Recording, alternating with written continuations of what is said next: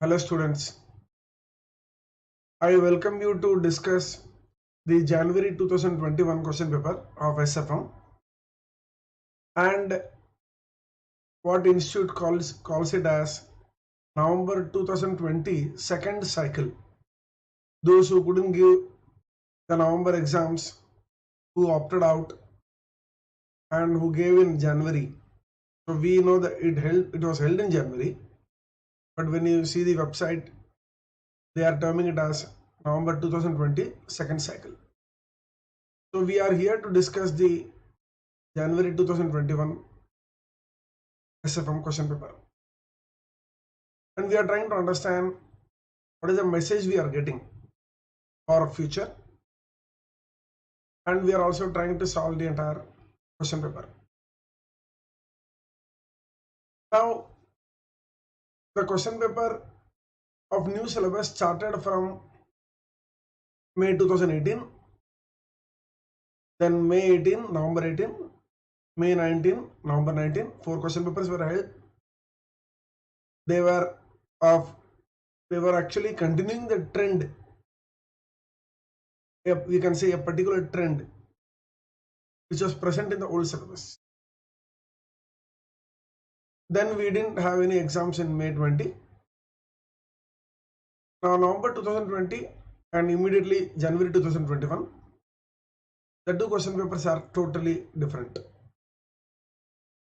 We are getting several messages from these two papers, which we will definitely discuss in the end.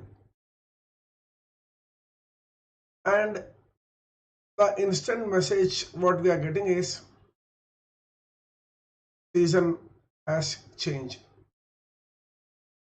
What was in the past is no more present. So we are going to discuss the paper. We are going to solve the paper. And we are going to see how you should prepare yourself for future. It's important that you understand this. We know that SFM is a very important paper in group 1. And after seeing these two papers, somehow it appears that those days are gone when a student used to get 100 out of 100.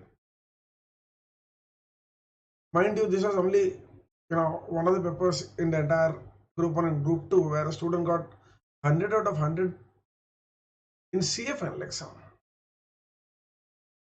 I don't think that trend would be ever repeated. That's what I believe. Means there is going to be unpredictability in every question paper. So when unpredictability or uncertainty increases, risk increases. So the possibility that a student can get 100 out of 100 is going to go away. And that is the trend which we see in any finance exam conducted by leading institutes in the world. So let us see first the question paper, how it looks like. You must have a look. Please understand that I used to tell my students that you have to be mentally very strong. You may have acquired all the knowledge, prepared yourself very well, studied day and night, practice many times, but if you are not mentally strong, it is definitely going to hurt you. You are going to be killed right up front. So you have to be mentally very strong. And I have got one more reason. January 2021 SFM paper. Because when you open up the paper and see the first question, now you would know what I actually mean. Why not witness it? Why not witness it? Let us see.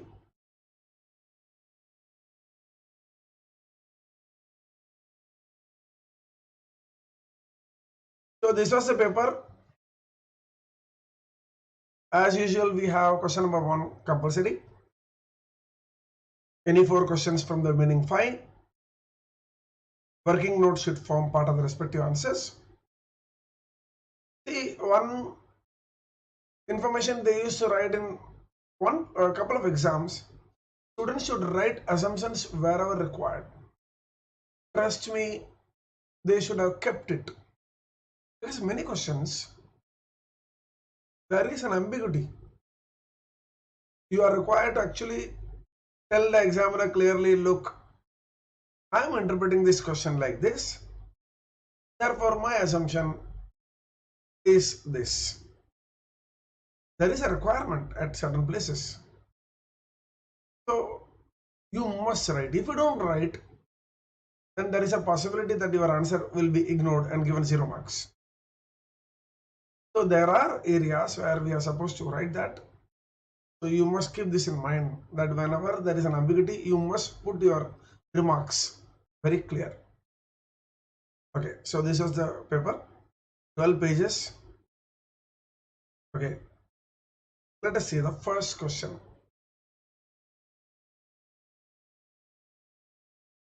Now, whenever you see numbers arranged, or if you see a dense population of numbers everywhere, you start feeling, what is this? Just see one full page of numbers, and in the end, you are required to test the weak form of market efficiency using autocorrelation test taking time lag of 10 days.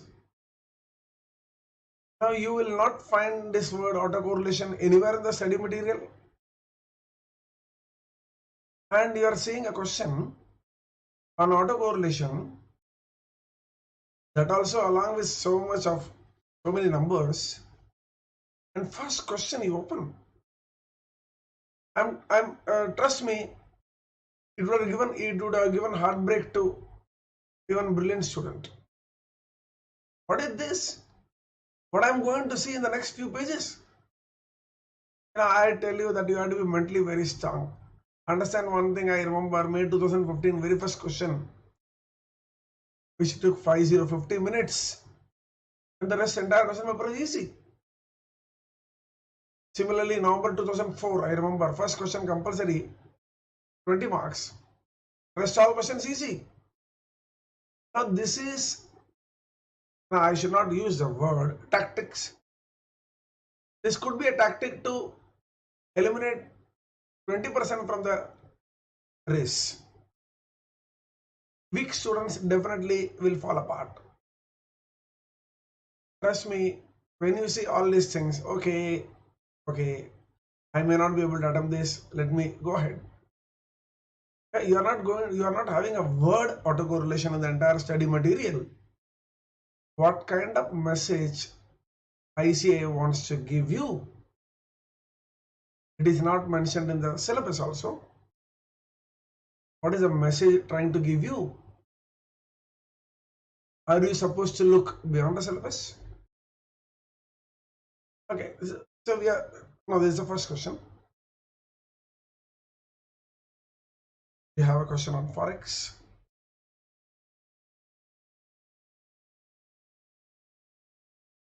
We have a theory question. None of the theory question is asked in straightforward manner. Those days are gone when you used to get a question, write short note on securitization. Anybody will understand. Write short note on financial decisions that are to be taken. Here they have asked, as a financial strategist, you will depend on certain financial decisions discussed. And even theory questions are not asked straightforward way. So you try to mug up the heading also and go for exam, you're going to have problems. So you have to be very clear. I read the theory, I understand the theory, and I know it is the answer for which theory question. You must know that after studying a theory question or after studying a theory matter from your material or any source, you must know that it is an answer for which theory question, or I must write this answer for which all theory questions. You must know that. Otherwise, you are going to think, oh, there was this question, so what I'm supposed to write? Then a question on mutual funds, question which has been asked in November 2015, appearing after 6 years, which has not been asked before 2015. Just imagine, please understand the trouble we teachers also face. It's not easy. Suppose you are asked a question from accounts in FM and you rectify. Oh, it was an accounts question. I remember this when it came in the exam in 2015. A lot of you and cry. What is this? An accounts question coming in FM paper. The reactions were there. Institute did not ask. After November 15, 6 years have passed. Suddenly it is appearing. Now, what is the message I am getting? So this question is from mutual funds, 8 marks. Another forex. This is a foreign currency approach problem. See securitization, how they have asked the theory question. The process of securitization can be viewed as process of creation of additional financial product of securities in the market backed by collaterals. That is a pool of assets which are used to create securitized assets. What are the other features? You have to write about securitization. Now, I don't know what institute wants to tell students. Instead of write the features of securitization. They are putting this in, we can say, a language which is not straightforward. You must be prepared for this change. So when you are reading features of securitization, you must know it is the answer for which all question. There is a danger that you write something else for this. Then we have a question on margins. I used to tell students, it's surprising that institute is not asking a single question on margins. And 3 attempts, last 7 attempts, 3 questions have come. They should have asked this question from November 2008. Trust me, from 8 to 18, they did not ask any question. 8 to 18, no question. From 18 to 21, not even 18, from 19 to 21, 3 times they have asked. Law of averages. I used to tell margins are so important, why they are not asking? So, a question on margin has come again. Another forex. See, you have just turned 3 questions and all the 3 questions you got forex. It gives, a lot of palpitation, heartbeat. Forex again.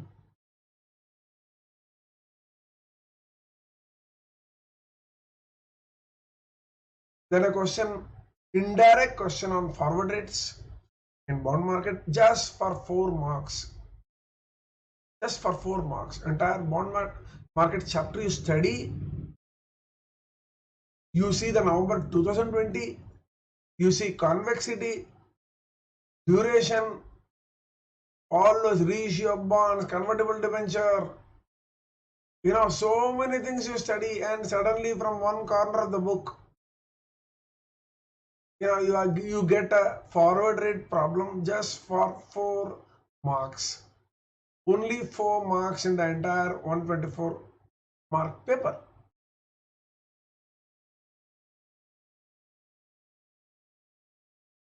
Now, the questions that get repeated year after year, and if I had to give award to any question, then this will be this 4A. from merger and acquisition. They ask questions on Abhiman, Abhishek, then E, H, B, now A, B.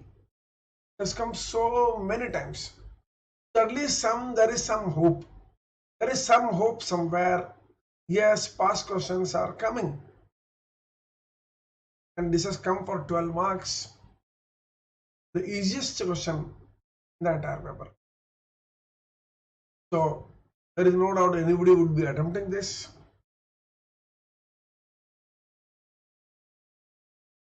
Then 4B, another repeat question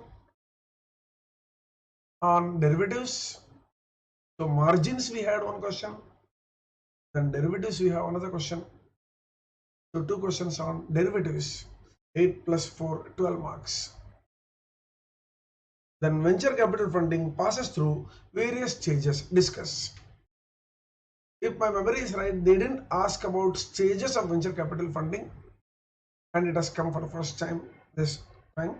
They ask about the process, etc., but not the stages. The stages has come now. Now, portfolio management, a dream for any student. I must get a question on portfolio management. Now you can pray God also, get a question also, but if you get a question like this, it could be a big problem. Why? I always used to tell my students, look, if they give prices, be careful. You have to calculate returns and just see how they are given prices. They are given prices in 2 decimals, small prices, which will look like returns, provided you don't read. They are written market price per share in rupee. So they are given prices and all odd numbers. You have to calculate returns on that. So another set of odd number. Just think, for this 10 mark, how much is the toil, how much is the hard work. So you may study, it may be an easy chapter, you may be very good, but it all depends on what problem you get in the exam. So the time management, I always tell my student that using calculator is one of the most important feature of any good student. If you are expert in using calculator, these problems will not hurt you at all. So if you are very good in calculator, this problem is a cakewalk. 10 marks straight away in your bag.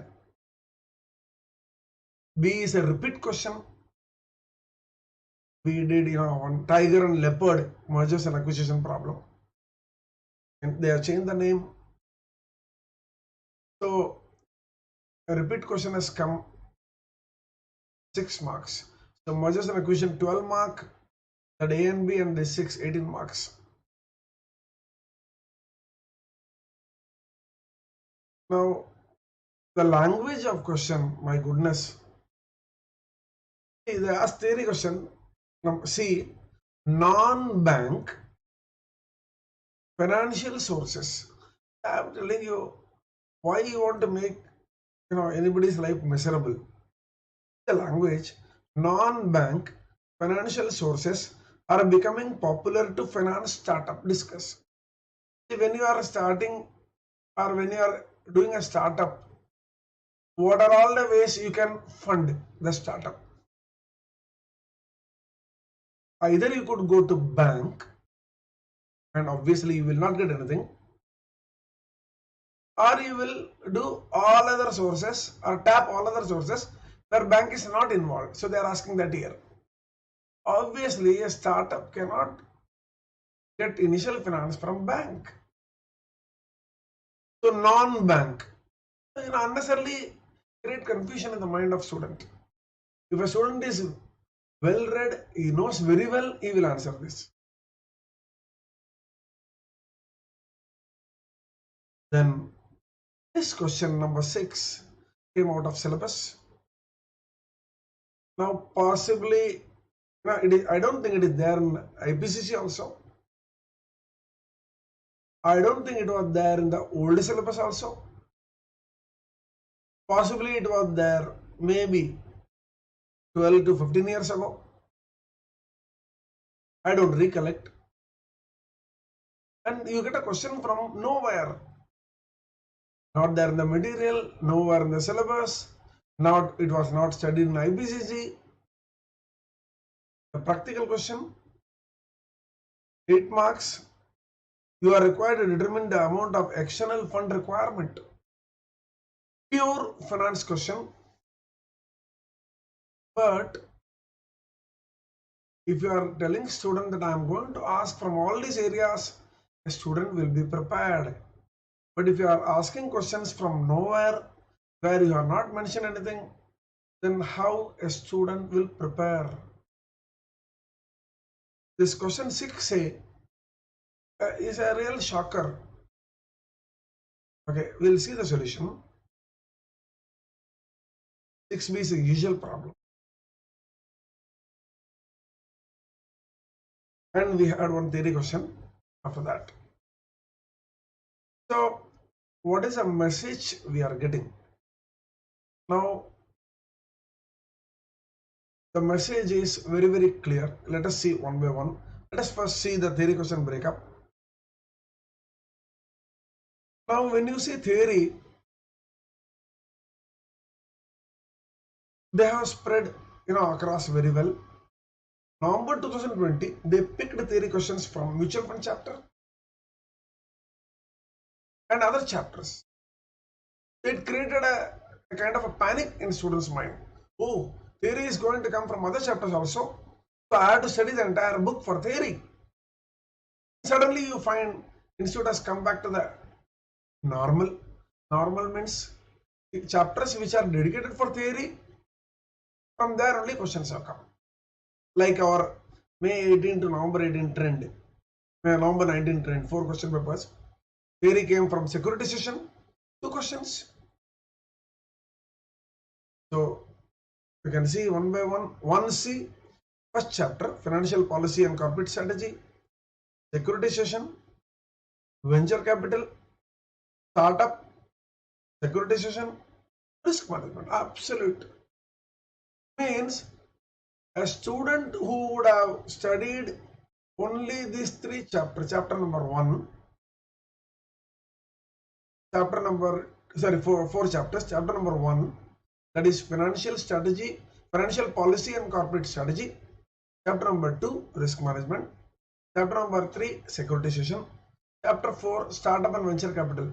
Suppose a student has studied only this much for theory, you would have attempted 16 marks. So theory is slowly becoming our good friend after seeing the enemy problems. You can say that. I always tell, don't ignore theory.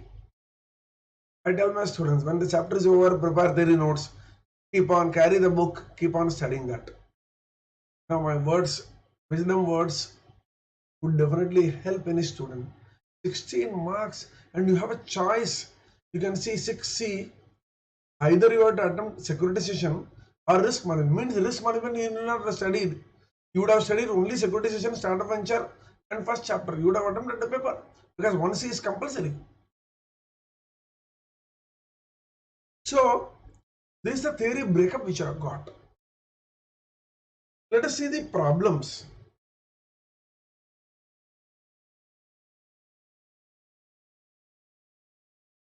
Now when you see problems,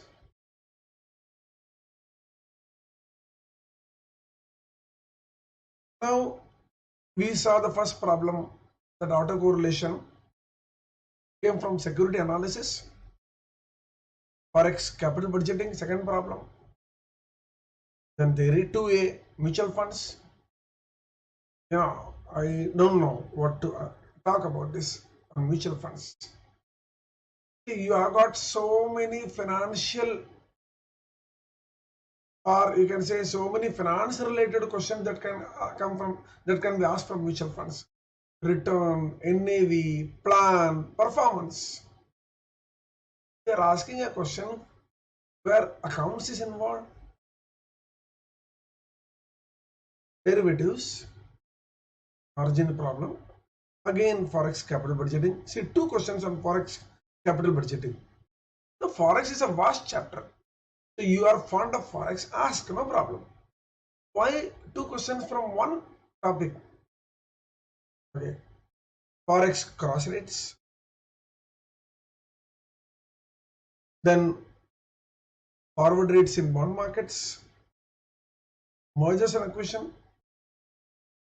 Derivatives. Portfolio management. Again, mergers and acquisitions. Miscellaneous I have written because they asked from out of syllabus. Forex hedging. So which chapters were left out? No, they were forced to ask a question on miscellaneous. The paper setter who has been directed by ICAI to prepare a question paper as per syllabus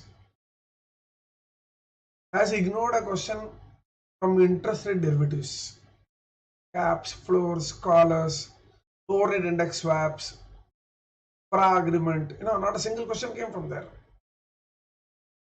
The vast bond market chapter. You could have asked a question for another 8 marks.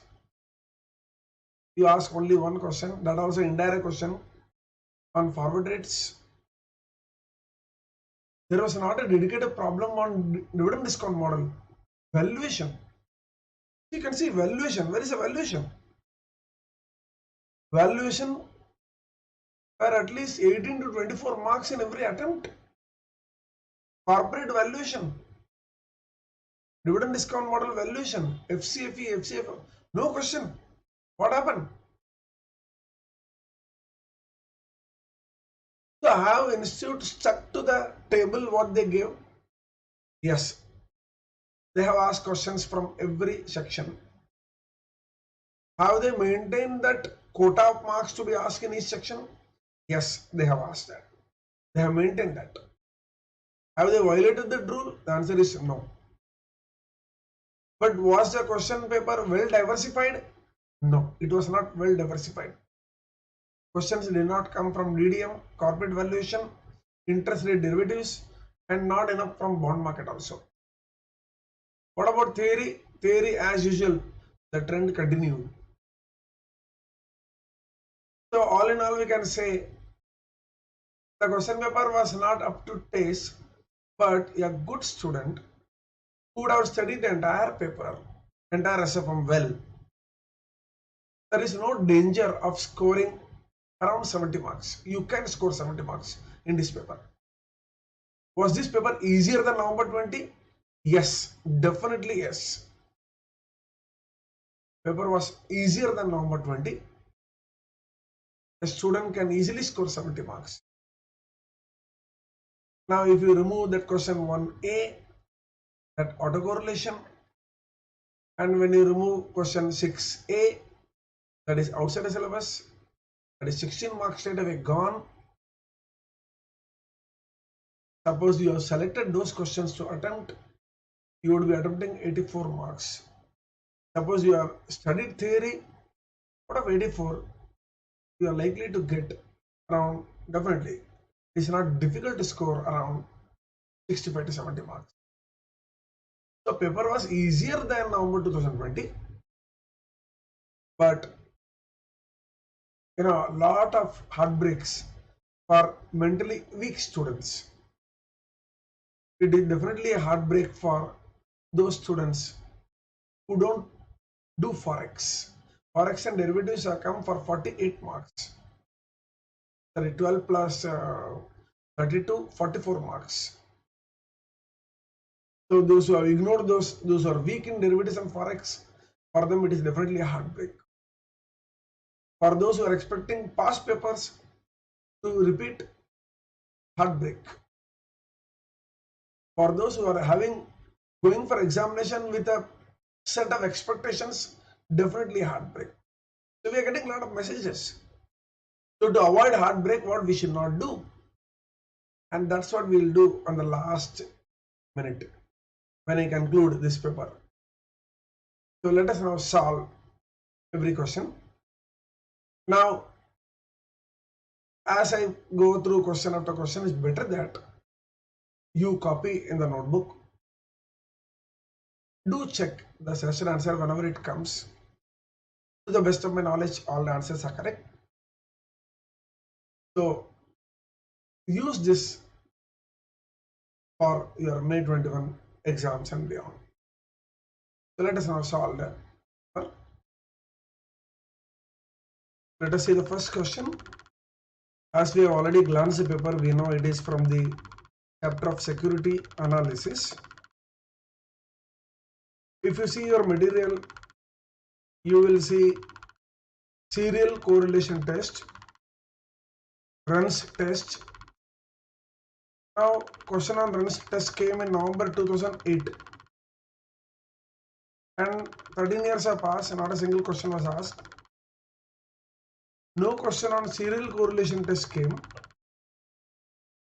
So above runs test you will find in your material serial correlation test, another name for autocorrelation. So this problem was on autocorrelation. Mr. X is of the opinion that market has recently shown the weak form of market efficiency. In order to test the validity of his impression, he has collected the following data relating to the movement of Sensex for the last 20 days. So the information is given open, high, low, close. But for us, the only relevant information is close. You are required to test the weak form of market efficiency using autocorrelation test taking time lag of 10 days. Now, whenever you do autocorrelation, what you do is you have two sets of data. One is assume that today is day T. Suppose today is day T. T means T could be 1, 2, 3, whatever it is. Suppose I take the first day, then it is T is 1. Suppose I take today's price. What I will do, I will compare today's price with, suppose I am taking a lag of 10 days. I will compare today's price with price 10 days before.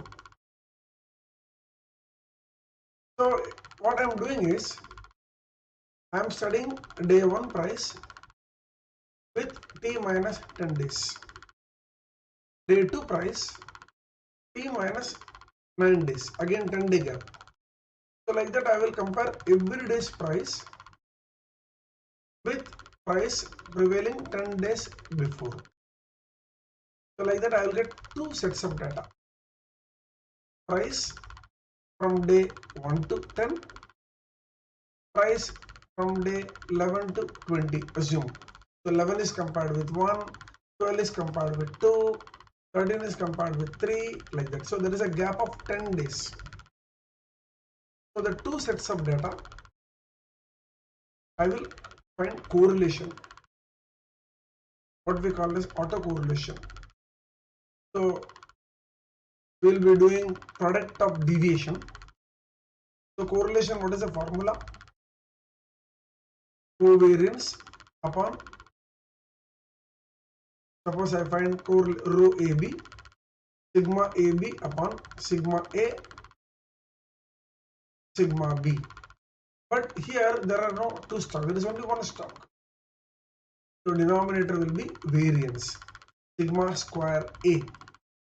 And numerator, there will be covariance of first part, covariance product of actually deviations. Instead of B, it will be lagged prices. Let us see the problem. So when I am running the solution, showing the solution, since you don't have a theory, proper theory given in the material, you can pause the video and copy the theory. So whatever I have written, I have already explained. Now once you find the correlation, using the formula what I explained just now, you find what is the value you are getting.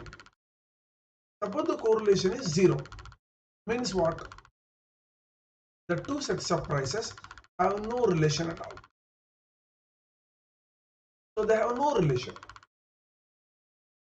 Means, as an investor, I am not able to exploit using past prices to make money, today. So when there is no correlation, means market is efficient. Means it is exhibiting weak form of market efficiency. So when it is efficient means what? The prices will keep on, moving as per the available information. So when answer is 0, market is efficient. If the answer is not 0, the market is not efficient. Means I can make money. So if our correlation answer is positive, if it is positive, it means if the past prices are moving up, that is the prices prior 10 days prior to today, if they are moving up, I expect the future price also will move up. If the past prices are moving down, the prices also will move down. When serial correlation or autocorrelation is positive. If autocorrelation is negative, means it will be reversal. If past prices are going up, future prices will fall. If past prices are falling, future price will go up. So it is, so we know negative correlation means opposite movement. So we are comparing current prices, past prices, lagged prices and live prices. So this problem, this particular term, correlation, you are familiar. But autocorrelation means we are comparing, we are breaking the entire price trend into two parts. Past price, that is one part, day 1 to day 10 and day 11 to day 20. And then we are autocorrelating, we are correlating them together. First you copy the theory, then we will solve the problem. And when I show the theory, just pause the video and copy, and then we go to solve the problem.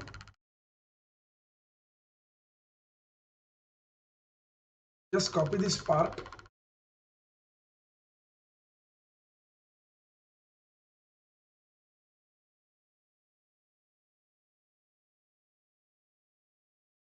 In your book, you will find serial correlation. We can also call it as autocorrelation. So institute may contend that the word serial correlation was there in the material, and they may say students are expected to know, because I have already printed 4 lines. Unfortunately, not a single question came in the past. Neither good explanation has been given in the book. After copying this, you are going to copy, which is middle below.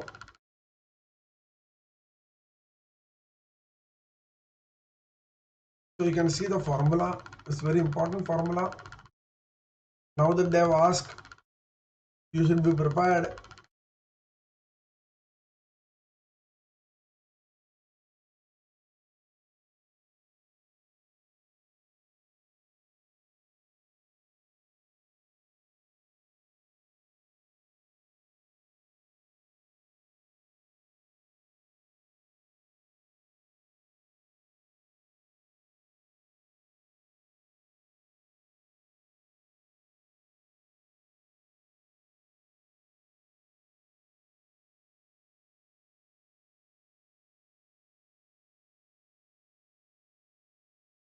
Let us see the solution now.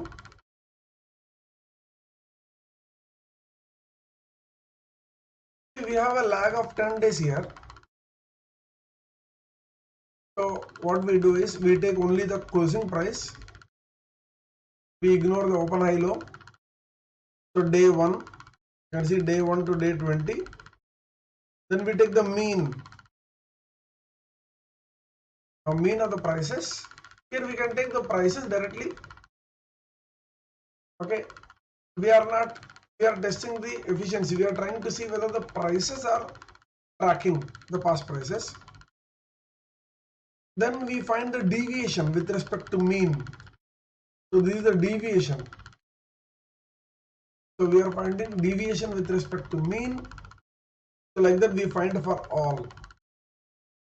Now you can see I have highlighted this period 11 to period 20. I have highlighted this.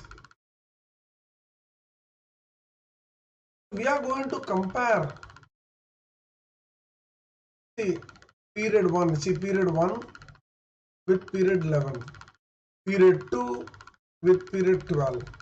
Period 3 with period 13. Like that. So there is a gap of 10 days. So after you find the deviation, so we are going to compare them. You can see here, so I have taken deviation of data and deviation of lag data. And when I say lag data, means deviation 1, deviation of day 1 with deviation of day 11. Suppose in the next exam they give 5-day lag, then deviation of 1 with 6, 2 with 7, like that. So here we have got a lag of 10, so we have 1, 11, 2, 12, like that. Then once you find deviation, you take deviation square here. Then once you do this, then we have seen the formula. You can see this product of deviation. You can see deviation RA minus RA bar multiplied by RL minus RL bar divided by, I have not written A or L because it is one data. So R minus R bar the whole square. So we multiply 119 with this and we divide by the total. Remember, we divide by this. We divide by the total. So when you get this, we get each of these data. And when you take total of this, we get this. Now I'll pause at a particular point so you can copy. The answer of serial correlation is negative. You can see answer negative. It means that there is an evidence in the market that the prices are more likely to show reversal. And like oppositely correlated means if past is increasing, future will decrease, and vice versa. Because of the negative sign, we have written that. Therefore, market do not exhibit weak form of efficiency. Market, if it is efficient, then I can't make any money. I don't know how the price will move. But since the answer is negative, it is not zero. Very important, it is not zero. So we are able to comment like this. So this is what you are expected to do. Time consuming problem. Suppose you write one of the number also by mistake wrongly, then entire thing gone. Okay, so just copy this.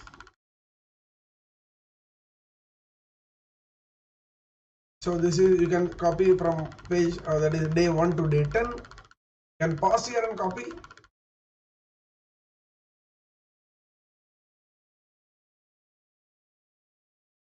And now we can copy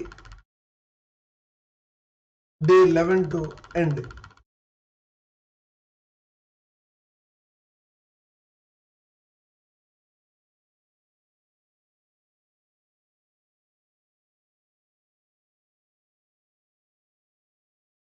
One point is, answer is 0. Now you will say, sir, minus 0.2 is very close to 0. Remember, correlation can take a value maximum up to 1. So minus 0.28 is minus 0.3. It is not 0, right? It is minus, clearly it is minus 0.3.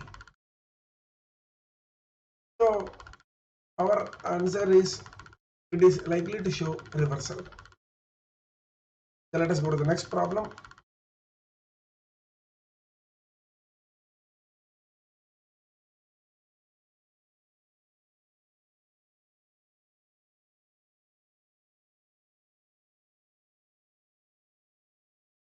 Now this problem was from the chapter of foreign exchange.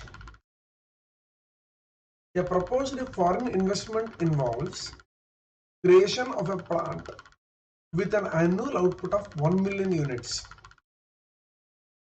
The entire production will be exported at a selling price of USD 10 per unit. See, they have not stated anywhere who is thinking of doing this investment. Is it an Indian company, German company, Australian company? Who is doing this investment? Nothing is given. But one thing is clear, that the investment is done in US. Why? Because the entire production will be exported at a selling price of $10 per unit. Maybe something related to US. Who is doing the investment? It is not given. Okay.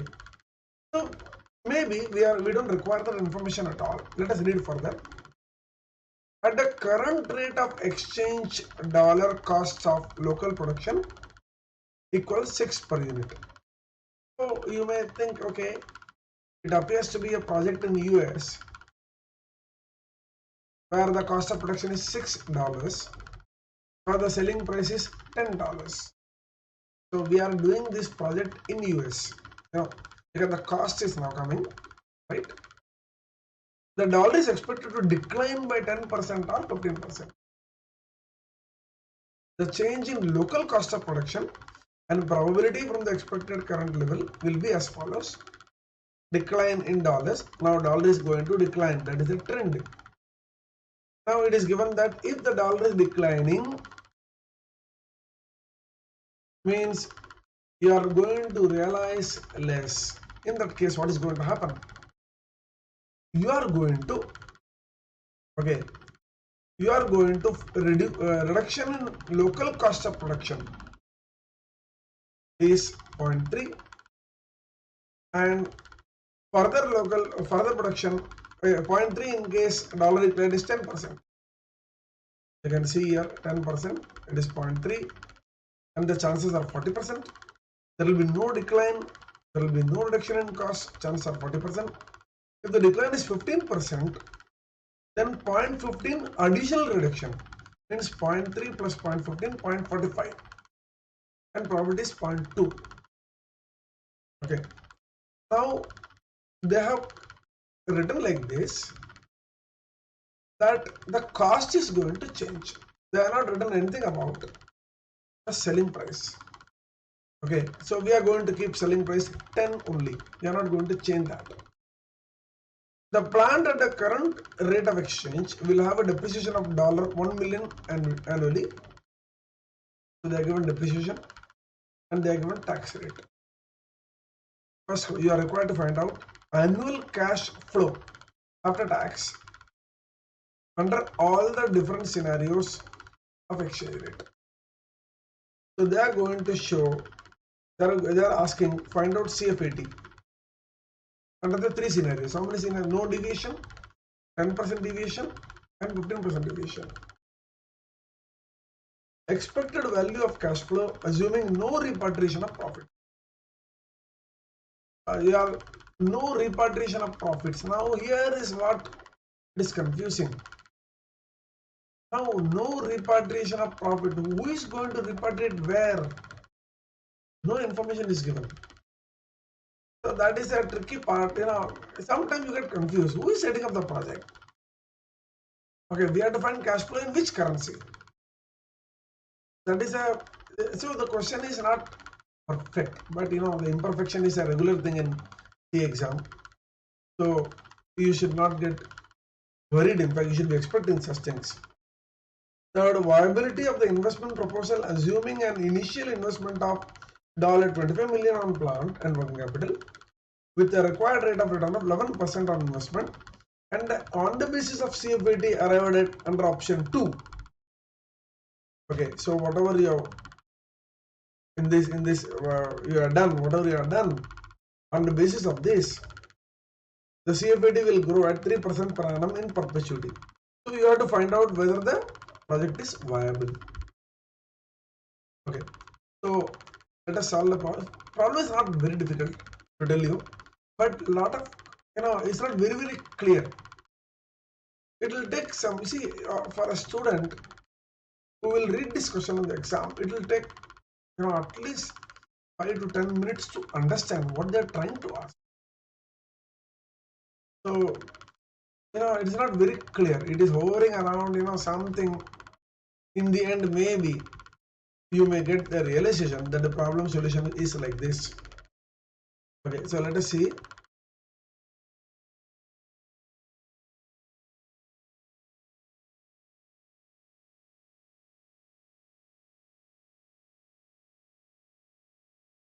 Now they are given the quantity 1 million units.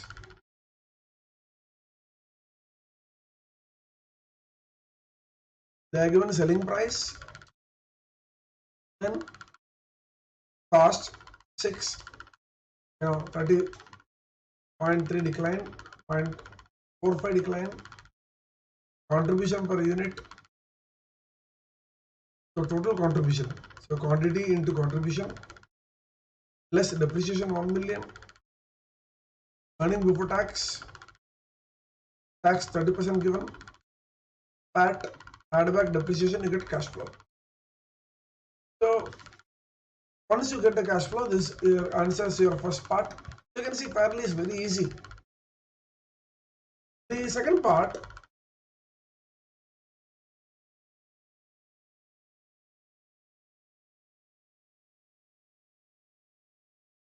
no decline, 10% decline, probability is 0.4, 0.4, 0.2. Now CFAT is calculated as above. Expected CFAT, multiply the probability with the CFAT. So we get this.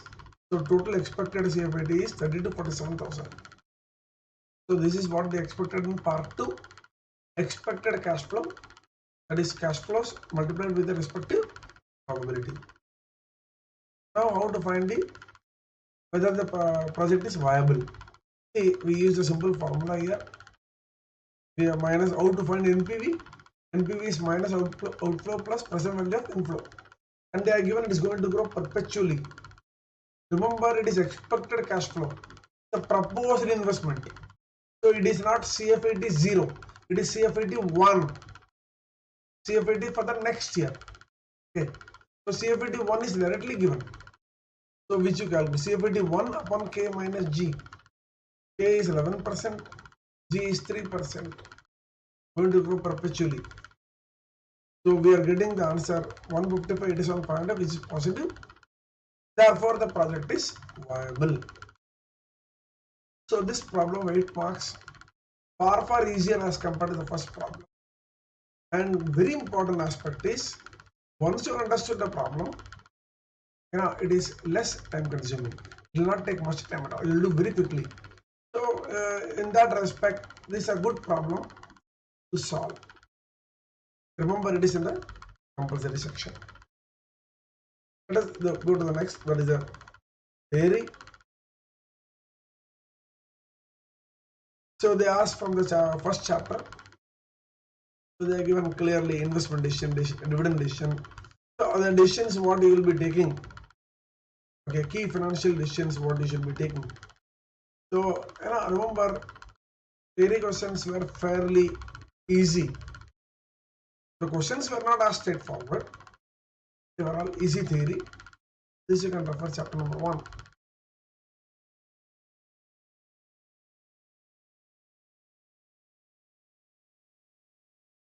So the actual question was, as a financial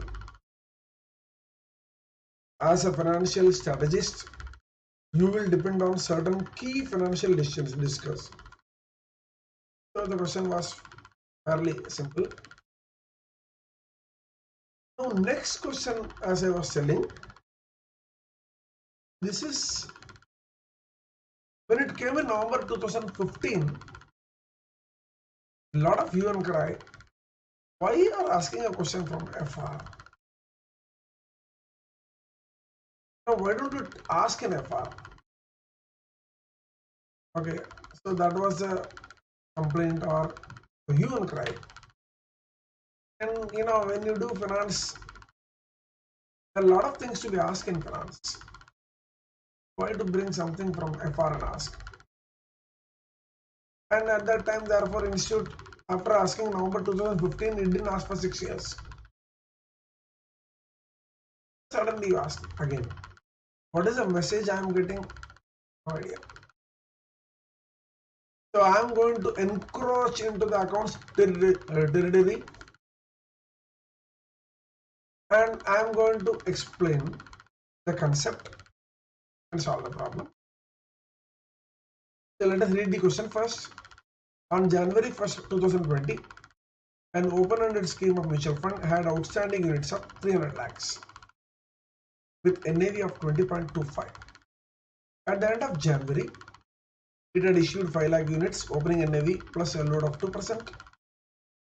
Adjusted for dividend equalization, at the end of February 20, it had repurchased 2.5 lakh units, opening NAV less 2% exit load, adjusted for dividend equalization. At the end of March 20, it had distributed 70% of available income. In respect of January to March quarter, the following additional information is available.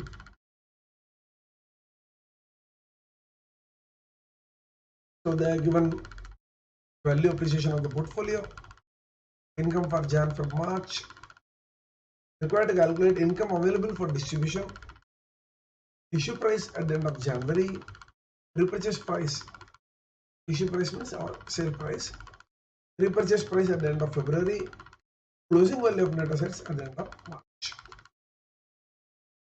This problem, I would not call it time consuming, but still a lot of work to do, and this gives me an opportunity to tell you the concept of mutual funds. And after I explain the concept, we'll solve the problem. Just pay attention. This is a very, very important concept, but very simple also. Suppose I start a mutual fund. I am a mutual fund. I am actually launching a new scheme. 1st January 2020. New scheme has come. Scheme covers 6 months. 6 months have passed. The new scheme had a NAV of 10. After 6 months, NAV is 16. Now assume that the scheme has not sold any securities. It is fully invested in the securities. At 10 rupees become 16 rupees. Now that 6 rupees is a gain made by the mutual fund. Unrealized gain. Why they are not sold anything? So this 6 rupees belong to whom? 6 rupees belong to the existing unit holders. Now at this point, assume that you want to enter the scheme. You are thinking scheme is doing very well. Let me also invest. Remember, when you come in, can you buy for 10 rupees? No. You can't buy for 10 rupees. Now can you buy for, at what price you can buy? That is a question you will ask. Definitely, you will be buying at a price, in such a way that the gains earned by or the earnings of the existing shareholder is allocated to them. Means that cake which has been made during the 6 months is not given to you, because you are entering now only. The earnings already made by the mutual fund is solely belonging to the existing unit holders. So what I will do, so when you come in, I will tell, look, you pay 10 rupee plus whatever gains mutual fund has made all these days. So you will be bringing in, the NAV plus whatever unrealized gains. Okay, whatever unrealized gains, or I will put it this way, that whenever a new unit holder is entering a scheme, he has to bring in that part of earnings as an additional money. Why we are doing this? We are doing this because suppose tomorrow a dividend is declared 2 rupees. Now the 2 rupee has to be common to all the unit holders. So if I don't collect that extra money from you, then the 2 rupees which the mutual fund is distributing, how it can distribute? Can it declare different dividend for the old unit holders and the new unit holders? Because old unit holders, they have their share of earnings already because they are right from the start. And the new unit holder, that is you, was entered later on, you are not eligible for that entire 2 rupees. So to make everything equal, okay, we create that equalization reserve, whatever we call. So we collect initial money 10 rupees from investors. Whoever comes in, they bring in extra money into the fund. Their whatever is the NAV and whatever earnings made by the fund, they bring in. Or I will not use the word NAV, I will say they will bring in extra earnings already earned by the fund. And this problem exactly tests that. So when I do the problem, you can understand. Now, I'm not sure whether I'm teaching in the accounting mode or the accounting language.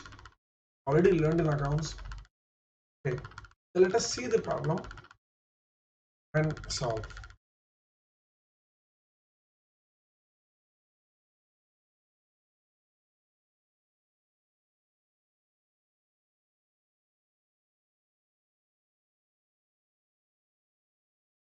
So you can copy the initial sentence. This is not part of the answer. Okay, this is not part of the answer. So this is info. Whenever an investor enters a mutual fund, that is purchases fresh units, he is not eligible to the earnings already earned for the existing unit holders by the mutual fund scheme. It solely belongs to the existing investors. In order to equalize the situation, the new investors should bring in additional money over and above the NAV, an amount equal to earnings already earned by the fund. Now, over and above the NAV depends on situation. Okay, so you don't give cognizance to this in two sense. When I show the problem, you'll understand. Depending on what is the information given. Okay, they are supposed to should bring additional money. You just remember this. Okay. On the same lines, when an investor leaves the scheme, similarly it's also true, he has to be given his part of earnings. Suppose I stayed from 1st January to say 1st of August and I entered at 10 rupees. Now NAV is 16 rupees. So 6 rupees has to be given to me when I am going out. Because when I was there, the NAV appreciated. So appreciation belongs to me. So give my part in proportion to number of units I hold.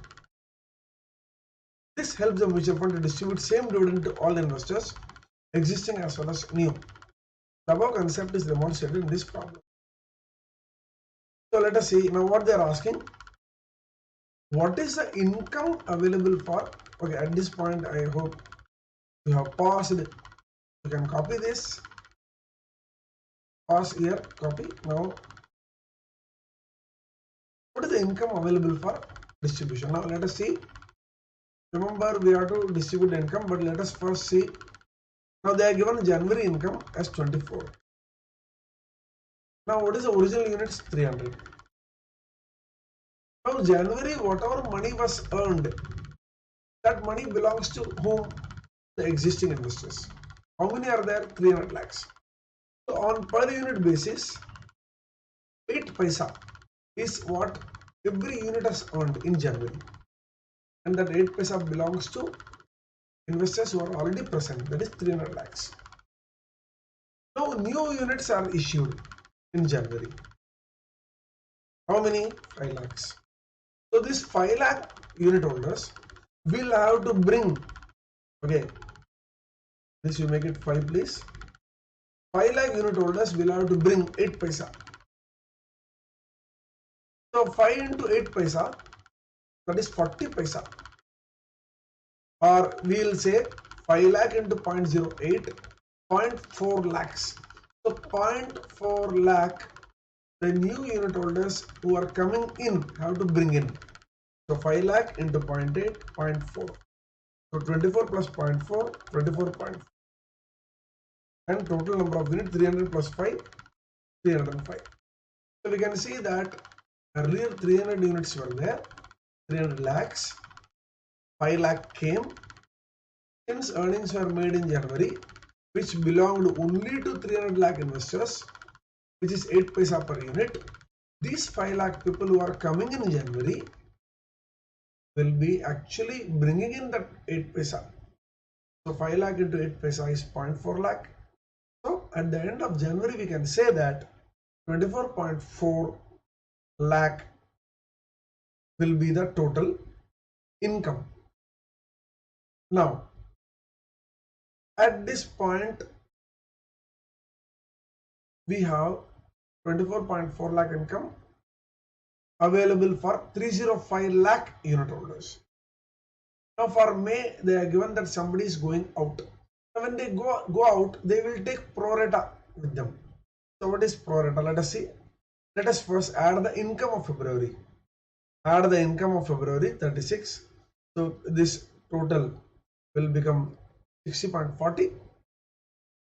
First you find pro rata. 60.40 by 305 is 0.1980.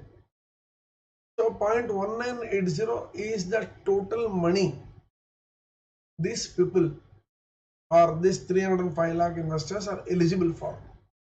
The income, whatever 60.40, belongs to this 305 lakh unit holders, which is 0.1980 on per unit basis. Now some investors are going out. So when they go out, how many are going out? 2.5 lakh are going out. So when they go out, they will take this share and go out. So 2.5 lakh into 0.1980 will give you 0.4950, and that is what we are subtracted here. Okay, so at this point what you can do is you can copy this part. So pause at this point and copy.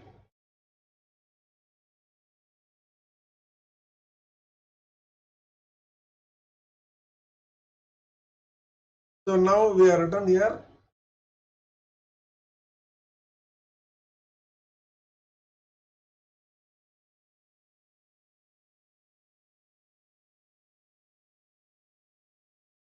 So they will take away 0.4950. So 60.40 minus this will give you this.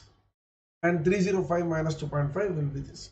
So at the end of February, we have less unit holders, that is 302.5, and since they have taken away some money along with them, of whatever they earned, we have less income also. Now in March, nothing is happening except income is increasing by 47. So total comes to this much, and no change in unit holders. So total unit holder this much. So this upon this we get 0.3534. So 0.3534 is the total income due to this unit holders, 302.5 lakhs at the end of March. Now it is given that you have to pay 70% dividend. So 70% of this. So this into 70%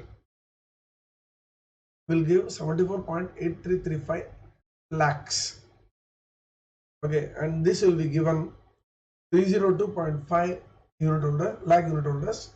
That comes to 0.2474 rupees per unit. So this much dividend will be given. So this answers the first part. So here you can pause and copy this.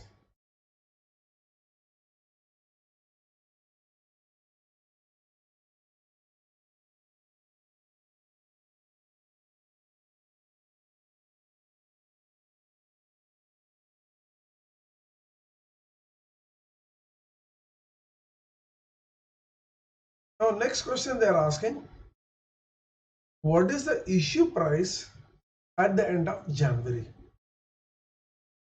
Now remember, In the month of January, what is the dividend equalization reserve? DER is a dividend equalization reserve. So we had 24 lakhs belonging to 300 lakh unit holders. That is 8 paisa. So whatever earnings were made in January, they were belonging to 300 lakh unit holders at 8 paisa per unit. So what we do NAV, then we do plus 2% load, because they are given issue price was 2% load, including 2% load, NAV. So that is given as 20.25 plus 2%, that is 0.405 plus DER 8 paisa. So they have to bring in 8 paisa into the fund. So they will be paying 20.7350. Okay. So issue price is 20.25 plus load, and then you have to apply load on NAV. Remember, you should not add DER first. First you take load. So first you take NAV, apply load, and then add DER. So that will give us the issue price or sale price. It's also called sale price. Now they are asking repurchase price at the end of February. So DER for the month of February will be 60.4 lakh units divided by 305. We have seen in the table, you can see that. So we are getting 0.1980.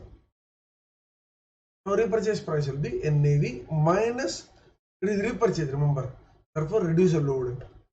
So minus 0.4 plus this will give.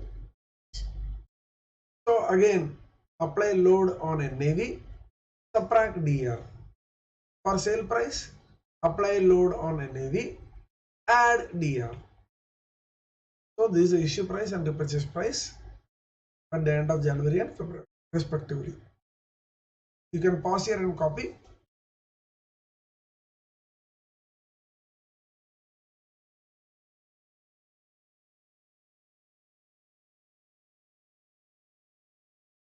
They are asking then, what is the NAV as of March? Now we have to find the NAV. So add all the income, subtract all outflows, including dividend and all, we get, and divide by the number of units. So NAV on 1st January 20.25 into 300 lakhs. It is given. Both are given in the question. So that is 6075 plus income earned in Jan, Feb, March. You are adding that. Then you are adding appreciation of the portfolio. That is also given. So what you are doing is you are adding all the money. Okay, income, appreciation, that is income, capital gain, everything to NAV. Then you gave dividend. That is 70%. So that we have already shown in the working, 74.8335. Now you received some money in January, inflow. You know the NAV, we have already calculated in part 2. So 5 lakh into 20.735. So this 5 lakh you got as inflow in January, and this was the NAV we calculated. Similarly, 2.5 lakhs were repurchase, and this is the NAV we calculated in part 3. So this was in part 2. This was in part 3. So what we do? We add this, we subtract this. So this is subtract, this is subtract. So we get NAV at the end of March. Okay. So beginning NAV plus income earned in 3 months plus appreciation minus whatever you give dividend, and add inflows which you got in January by sales, subtract repurchases what you did in February. So you get the total NAV divided by total number of units, and we get the answer as. So at this point you pause and copy.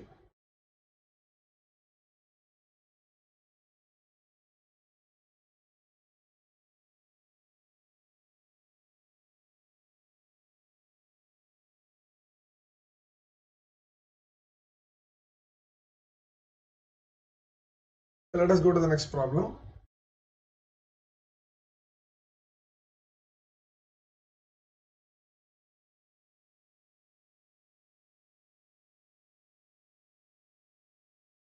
This is a problem from international capital budgeting and foreign currency approach. One of the easy problems in the entire paper. Fourth problem was the easiest, and this is very, very easy. So we are supposed to find out the viability of the project using foreign currency approach. Remember, in capital budgeting, we learned that in international capital, we learned that there is home currency approach, foreign currency approach. Now here, let us see who is setting up the project, then decide what we have to do in the problem. X Limited, an Indian company, is considering a proposal to make an investment of $165 lakhs in Latin America. The project will have a life of 5 years. Current spot exchange rate 72. All investment revenues in dollars. Dollar and INR risk-free rates are given 8 and 12. Following cash flow is expected from the project. Assume required rate of return of the project is 14. Required to do viability using FC approach. Viability of the project using foreign currency approach. What will be the impact if there is a withholding tax of 10% applicable on the project? Now you will say that even tax has entered our FM paper. Obviously it is part. Again one has to say that there is no consistency. Question suddenly something is getting asked. Nevertheless, this is not something which will trouble you. So in this case, what do you mean by foreign currency approach? What do you mean by home currency approach? Who is setting up the project? Indian company is setting up the project. For Indian company, what is the home currency? Home currency is rupees. So what is home currency approach? Home currency approach means discounting rupee cash flows with rupee cost of capital. Then what is foreign currency approach? Foreign currency here is dollars. So foreign currency approach means discounting dollar cash flows with dollar cost of capital. Now, dollar cash flows are given in this problem. You can see cash inflows in dollars. But cost of capital is given for 14% is given for India. Sorry. So Indian cost of capital is given. So they are telling you to discount using foreign currency approach. Means you have to discount dollar cash flows with dollar cost of capital. But you don't know dollar cost of capital. So we have to calculate dollar cost of capital from rupee cost of capital and then solve the problem. So let us see the solution.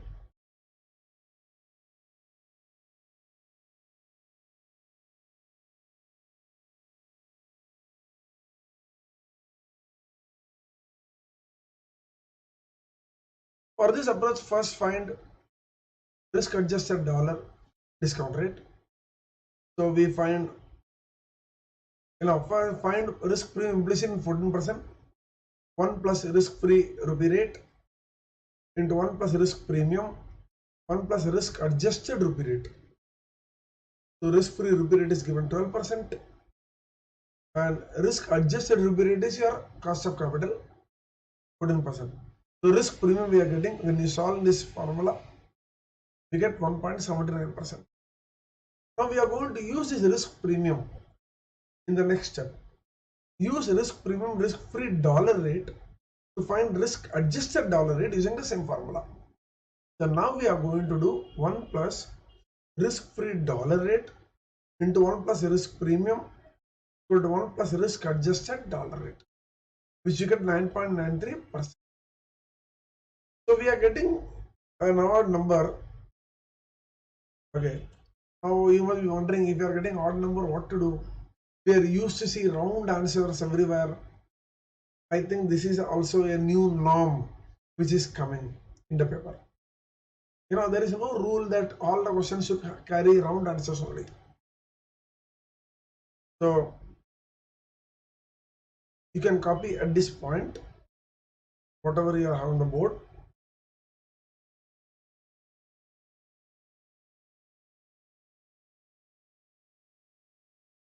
Okay. So after you get 9.93, what we do, we find the NPV of the project.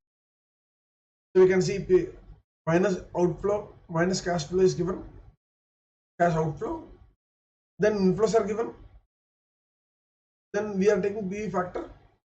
So we take PV of cash flows, we are getting positive. Therefore, project is viable. Very straightforward problem. Okay. Second part is if the withholding tax of 10% is applicable,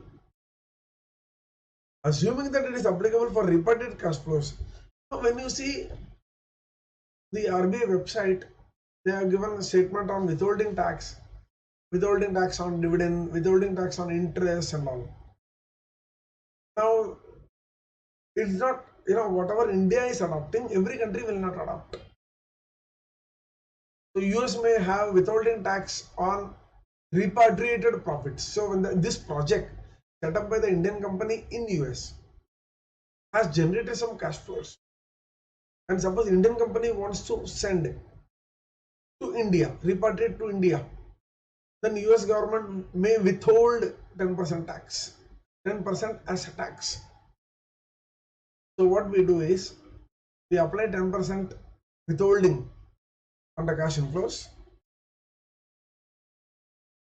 and recalculate the NPV. Now when we recalculate NPV, we are getting the answer as negative. It means the NPV is negative and therefore project is not viable. So you can see the project was earlier viable. Now after paying tax of 10%, it is not viable. And that's the answer you are expected to give. Question number 2C was securitization. Let us see the question. The process of securitization can be viewed as a process of creation of additional financial products of security in the market backed by collaterals. What are the other features? So we have tried down the features of securitization. Okay, let us go to the next question. We saw question 2C on securitization. The next question is on mark-to-market losses or margins in derivatives. Fairly easy question for 8 marks. You have to draw a simple table showing mark-to-market losses. Let us read the problem. The price of March Nifty futures contract on a particular day was 9170. The minimum trading lot on Nifty futures is 50. The initial margin 8%, maintenance 6%. Index closed at the following level. They are given 5-day prices. We are required to calculate mark-to-market losses. So they have asked for investor who has gone long at 9170 and investor has gone short. You can see short at 9170 and net profit and loss. So when you work, actually net profit and loss comes in the table itself. They have asked separately, we can answer that. Now, if you see, the first thing you have to calculate is the value of contract. It is 1 into 50 into 9170. Then 8% is the initial margin. So 8% of the value of contract will be this. Maintenance margin is 6%. So we get this. Now maintenance margin will be the level you have to check in the margin account. So whenever margin account balance goes below maintenance margin, you have to pay margin call. And that's what is done here exactly. So first part you can copy by pausing the video here.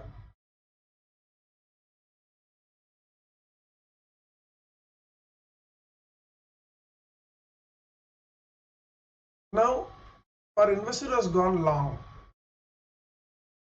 you can see that you have to remember the format of the table is very important. If you sometimes you go to exam but you don't know which are the columns you have to make. The format is important. So you can see here that this 2626180 on day 4 is less than This 27510. So 26180 is less than 27510. Therefore, there is a margin call 10,500, and you get this.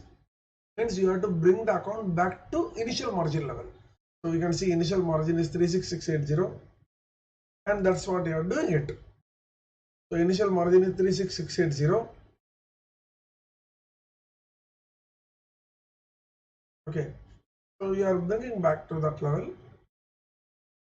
and then we are drawing the table. In the end, you can see we are getting loss of 1500, so which we are showing separately down below. So you can copy this part, take forward actually, pause at this point and copy. Now they have also asked for investor who has gone short. So for investor who has gone short, so we are getting this. Just copy this also. Straightforward problem, nothing to discuss much. Here again you can see on the very first day, this balance is going below maintenance margin level of 27150. So therefore there is a margin call here, and we are bringing the account back to initial margin level. And then there is nothing. So in the end you have finally gain. Copy this page. So let us go to the next problem.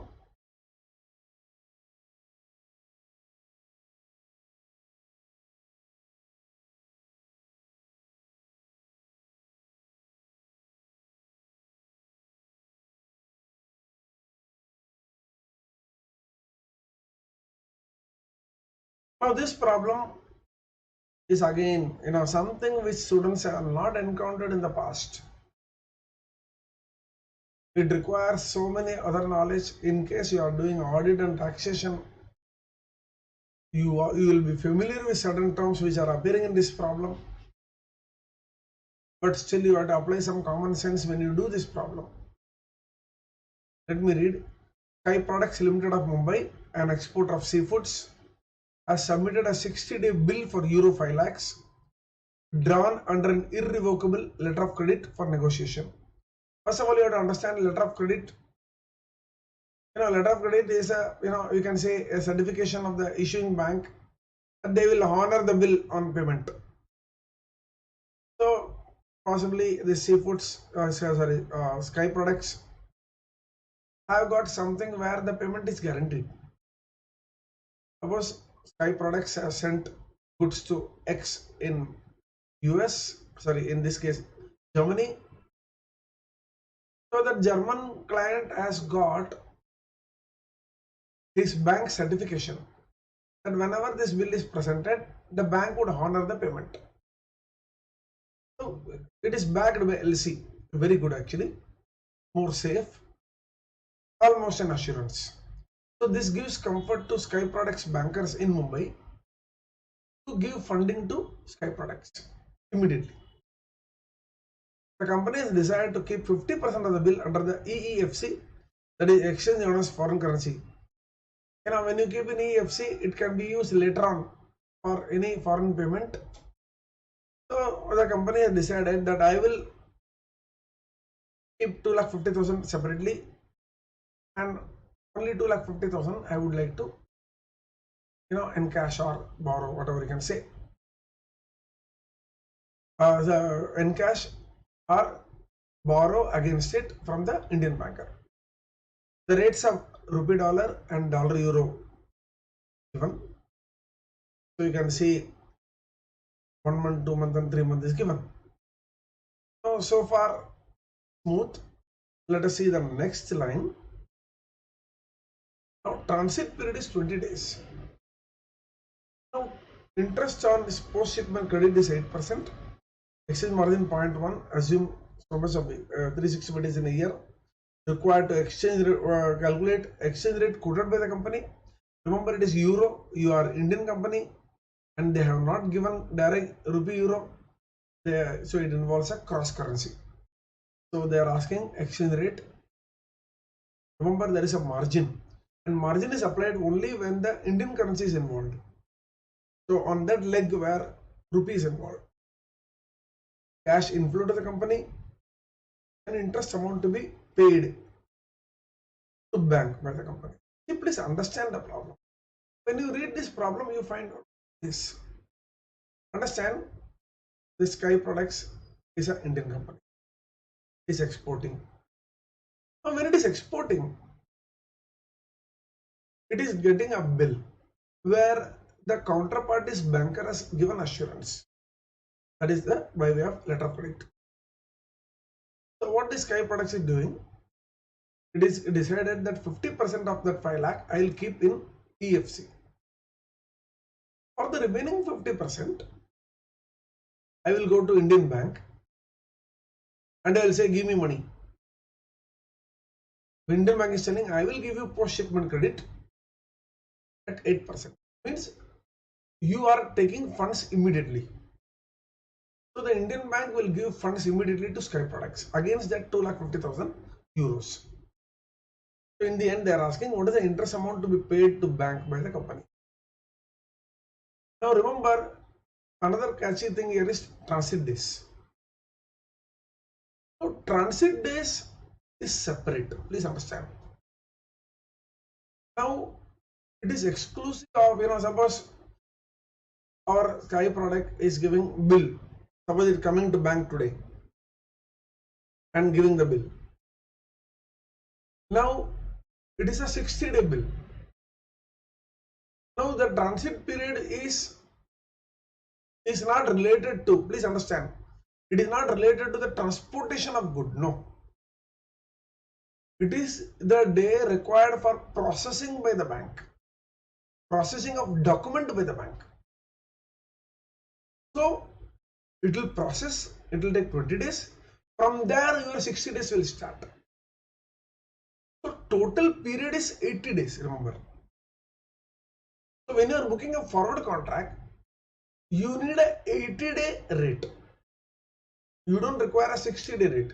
Bill is drawn 60 days. But customer is asking post shipment credit. Customer is saying, give me money. Now when you are giving money, bank will say, look, I have to check the document. I have to go and see who is the importer. I have to see which bank has given LC. I have to find out how much credit you are eligible. I want some days. Now I want 20 days.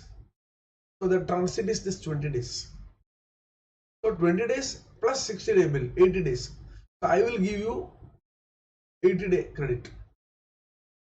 Means though bank will give money today, it will take 20 days to process everything. And then it will, like that it goes. So it all, after everything, now remember one thing, you have to be very careful. Certain things are not given here. Usually customer, before shipping out the goods, he will go to bank and find, look, I'm going to send the goods by ship now. So everything will be decided prior only. Okay, so those things are not specifically given in the problem. For us, 80 days is a relevant rate for forward rate. 80 days is a relevant rate. 60 days is a relevant rate for forward rate. I'm sorry. And 80 days is a relevant rate for post shipment period. Because once it's like this, the 20 days period is the bank is demanding. Okay, usually what they should have given is, I'm sending goods today. Bank will say, look, wait, let me first verify the documents. So some period is going on. So they are not given the dates, exact dates. Had they given the exact dates, I would have taken the exact rates also. Okay, but for us, what we have to do? We have to book a 60-day forward because there is a 60-day bill. And possibly the bank will, bank would fund initially by way of post shipment credit. So that is 80 days. So you have to remember two things: forward rate, bill period, post shipment credit plus transit, 80 days. So that's how we have to take it. Now let us see the solution.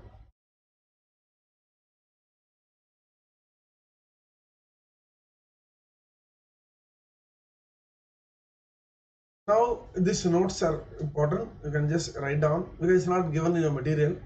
The negotiation of bill refers to post-shipment advance made to an exporter against export bills. Now when you are giving for negotiation, the word negotiation here means that Sky Products Limited is telling the bank, look, this is the bill, I want post-shipment advance. In negotiating export documents under LC, bank will pay the amount of export bill under LC to the customer and will rely on the reimbursement by the issuing bank at a later date. The bank is paying, take the money. The bank is sure. LC is there. The bank is there to honor, no problem. Both cite and usance letter of credit. Cite means on demand. Usance means a delay period of 60 days, like that.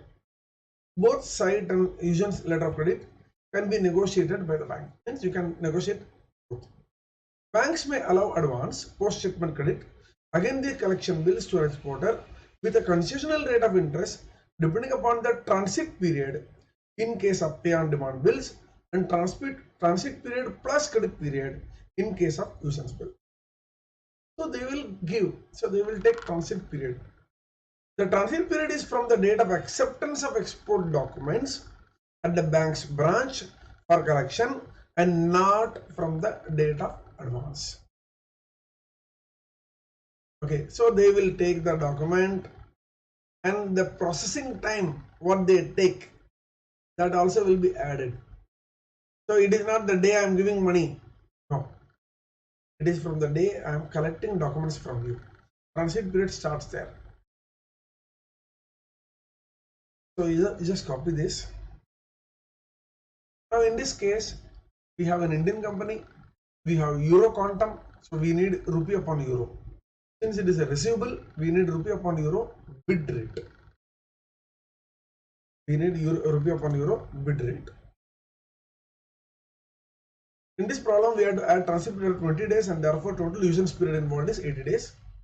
As no specific information is given, neither the exact dates of negotiation of export bill, one may assume that 2-month rates are applicable for 80-day settlement as they are lower rate as compared to 3 months rate. Now here, see, they are not given very specifically. Actually, what happens is it's a 60-day bill. Now when the bank will book forward contract, the dates are not given. Had the dates been given, then we could have talked more clearly. So that is the ambiguity in this problem. But the rule is, now let us see the question here.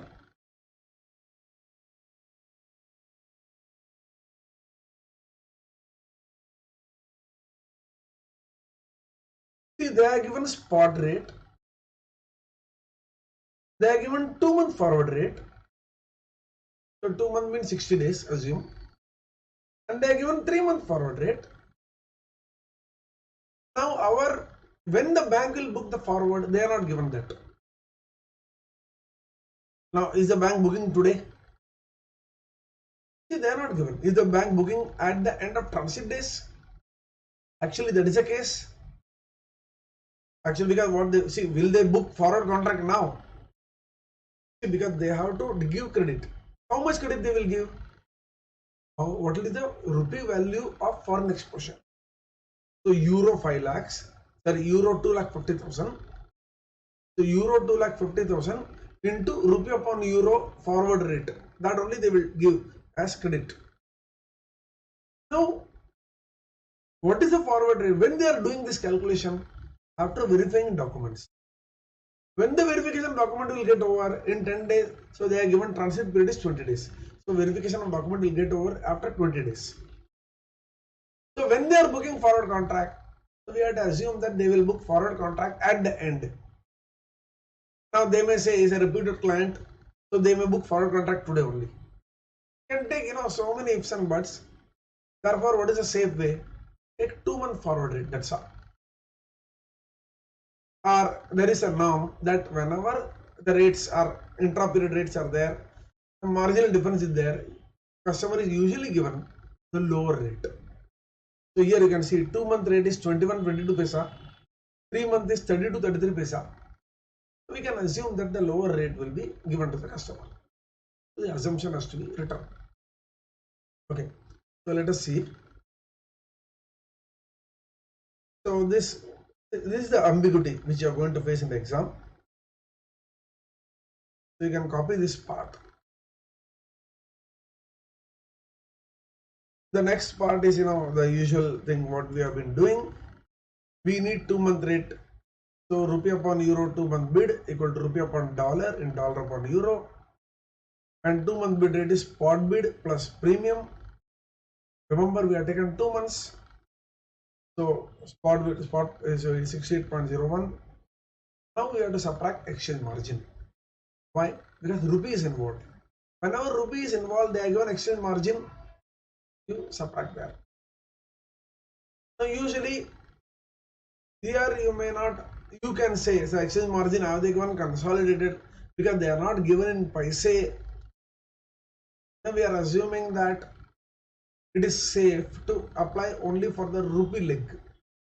So therefore we are applying here only. So we are getting minus, since it is a what do you call inflow, since it is involving bid rate, we subtract the margin. So we get this much. So now we are taking dollar upon euro. So we are adding premium. And we get this. Remember, no exchange margin as rupee is not involved here. Here if you want to apply, then you have to state in the beginning that 0.1 exchange margin, I am assuming it is given on a consolidated basis. Therefore you apply, you don't apply margin here at this point. Calculate the forward rate and apply margin of 0.1% here. So that you have to write. And that according to me it's perfect. But I'm not sure what answer institute is going to give. So therefore we have got this. So we have to multiply this. So we get 73.4793 as an exchange rate. Now what is the cash inflow to the company? Remember, company is going to keep 2,50,000 in EFC. So at this point again you are pausing and copying.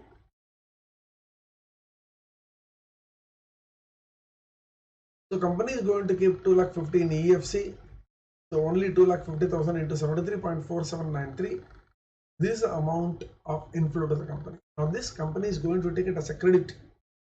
So interest paid to the bank will be this into 8% into 80 upon 365 with this. So interest amount to be paid to the bank. Okay, this problem is not easy to be solved in the exam. So in the end we will discuss the from the holistic point of view. If this question paper you are to get, what you would have done, which problems you would have taken first.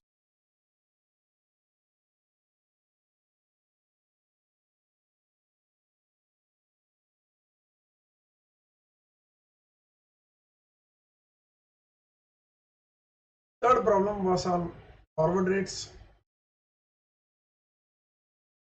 Following in the yield on zero coupon bonds face value 1000, 1 to 3 maturities, assuming term structure of interest rate will remain the same, means you're not going to change. You are required to calculate implied 1 year forward rates. What they are 1 year forward rates they have given. Rates. They are asking 1 year rates for year 2 and year 3. Okay, they are asking for year 2 and year 3. Year 1 is same, that is F1 equal to K1. We know the formula. Okay, will be when we solve, we'll see the formula. So for first year, K and Y or K and F are almost same. Sorry, they are same. For the second year, we have the formula, second and third year. So they are asking, what is 1 year rate 1 year from now? What is 1 year rate 2 years from now? So they are asking 2 questions in this first part of the problem. In the second part, what is the expected YT1 prices of 1 year and 2 year zero coupon bond at the end of first year? So at the end of first year, they are asking yield to maturities and the prices. So we'll see how to solve. Again, it's a very tricky way of giving the question.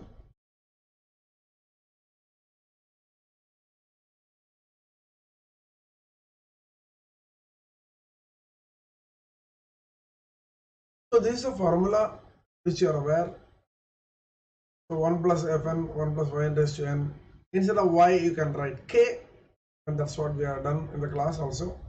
So y and k are frequently used in many textbooks, so I prefer to use this here. So f2 equal to this, f3 equal to this.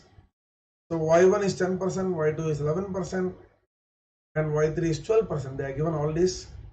So when you substitute, you get 12.01, 14.3. Straightforward problem here.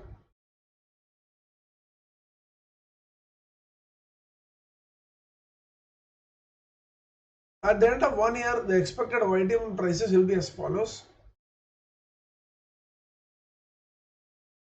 So here they are use expectation hypothesis.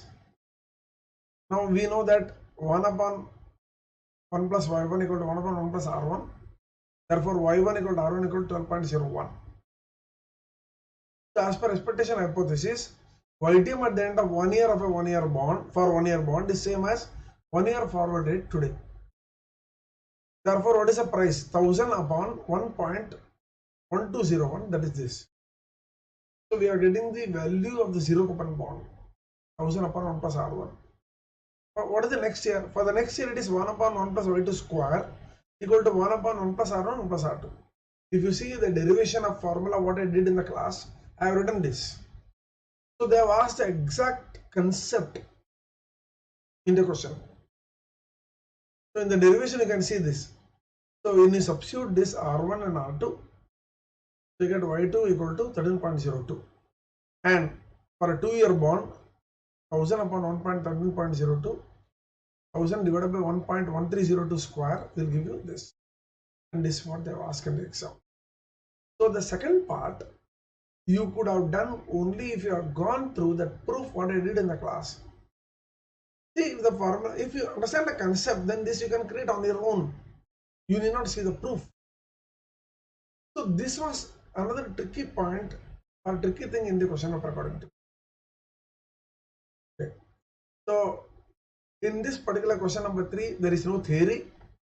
So in case you have selected this question, these questions, the 3B and 3C are tricky, and this actually is the entire question. 3B, 3C and 3A was the easiest of all. So if you want to do the margin problem, the easiest one, it is actually combined with the remaining 2. Let us go to the next question. The next problem on portfolio 5A. Now, as I already explained that returns are not given, prices are given, you have to calculate the returns and then only solve the problem. Ramesh has identified stocks of A and B having good investment potential. Following data, market price are given. Required to calculate risk and return by investing in A and B. So we have to calculate R and sigma. Risk and return by investing in a portfolio if it is in a proportion of 60-40. And then finally, which is a better investment. So let us see. Now you can see the amount of calculation involved. So we have got the prices. So there is no data in the first row. Why? Because we will start from the second price only calculation. So we got this RA, RB, and we know how to calculate this. We calculate covariance and then correlation, and finally portfolio. Now you can see A, mean of A, mean of B, sigma of A, sigma of B, correlation of AB. Sorry, covariance of AB.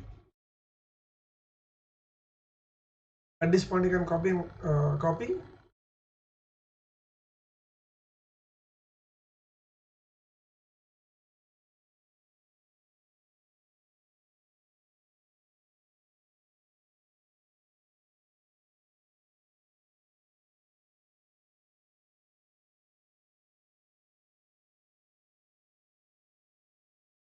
Now they are asking, if you are investing in a portfolio in the ratio of 60:40, what is going to be the scenario? Now return is easy. Multiply 60% with return of A and 40 with return of B, we get 14.87. And what is sigma B? So we use a Markowitz formula. W1 square sigma 1 square plus W2 square sigma 2 square plus 2 W1 W2 sigma 1 sigma 2 rho 1 to square root. So we get 21.48. Now finally they are asking, it is better to invest in A, B or portfolio. So they are not asking that directly, but there is a meaning. Or can you invest in A? Now if you see A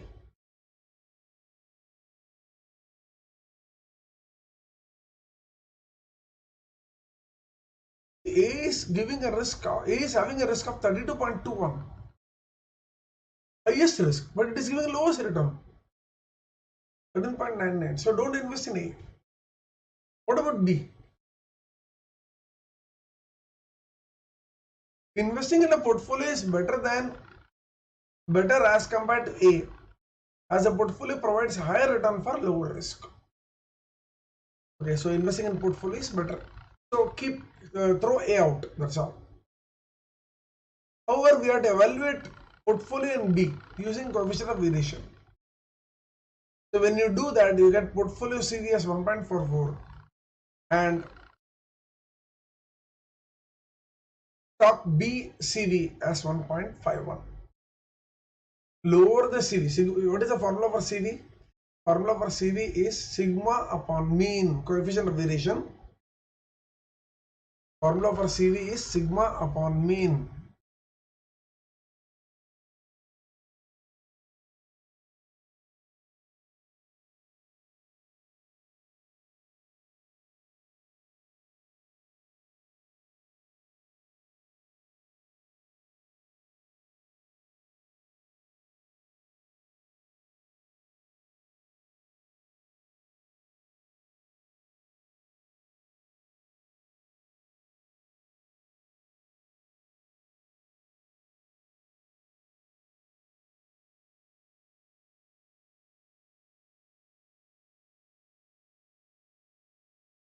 So when you actually calculate a CV of portfolio, we are getting 1.44 and for B we are getting slightly more.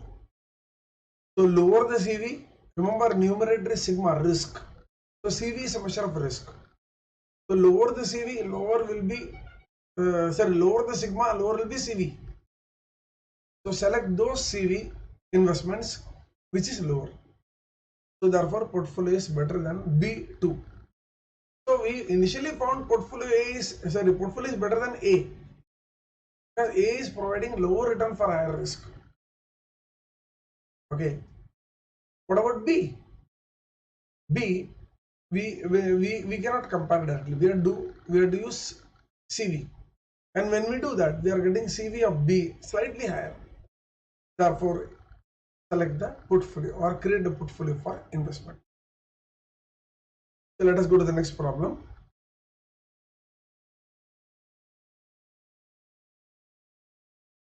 Now this problem we have already done in the class. Tiger Limited and Leopard Limited. Not much of a change except one line. Everything else is same. Raleigh Limited wants to acquire Poly Limited. The following is a balance sheet of Poly.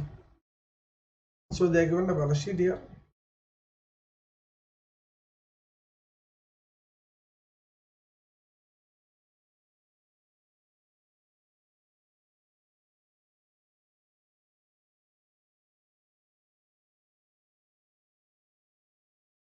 So equity capital, return earnings, 12% debentures, creditors, liability, cash, debtors, inventories, plant and machinery.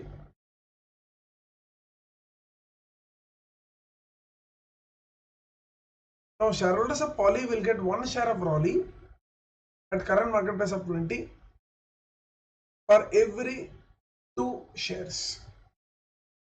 External liabilities are expected to be settled at discount of 2 lakh. Sundry debtors and inventories are expected to realize only 2 lakhs. Poly will run as an independent unit. Now, in the previous problem, tiger leopard, this word was not given, so it created confusion. So now that they have included this, CFAT is expected to be 4 lakh per annum for next 6 years. Assume the disposal value of plant in 6 years will be 1 lakh 40. Poly requires a return of 14%. So we have to advise the board of directors on the financial feasibility of the proposal. They are given P factors. Now one more change. Last time, if I recollect correctly, they are given P factor of 16%. So this time it is 14%.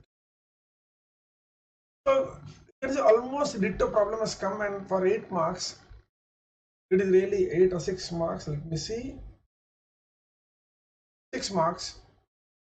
So almost same problem has come. The first problem was in this section is portfolio time consuming but not difficult, and second is also fairly easy. Okay, let us see the solution.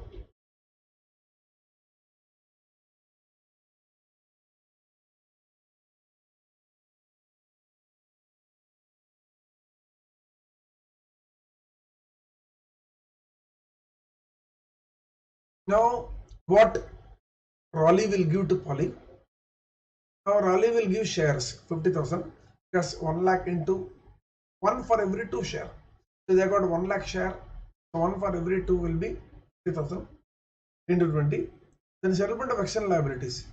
In the previous attempt, that is tiger leopard problem, they gave debentures separately. Here they are given external liabilities. So I am assuming that even debentures are there. So the all liabilities will be settled at 6 lakhs. So totally 16 lakhs. Less realization of inventories 2 lakhs, and data they are given 2 lakhs. Subtract cash in and subtract, so we get 13 lakh 80,000. Now the plant will be run as an independent unit. So we are going to get 4 lakhs for 6 years at the rate of 14% discount, and then similarly after 6 years it will be disposed of. So 1,50,000 into PVIF 14.6. So we get 1623,600. NPV is positive. 1623,600 minus 1380,000, 243,600.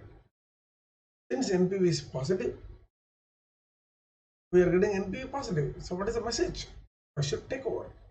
Raleigh should acquire Poly.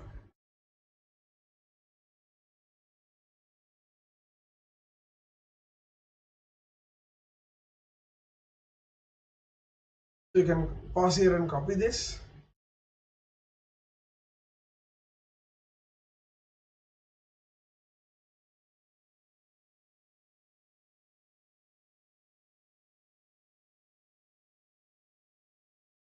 Then the next problem is theory. That is, what are all the ways a startup can be funded? This does not include bank finance. So non-bank financial sources. So we have to see all this. Write down, in fact, see they are given 4 marks. So don't write 18, 20 lines, 30 lines. Around, okay, 16 to 18 lines should be fine. 18, see 18 is okay, I'm sorry. 18 is okay, beyond 20 is not worth it. Next problem.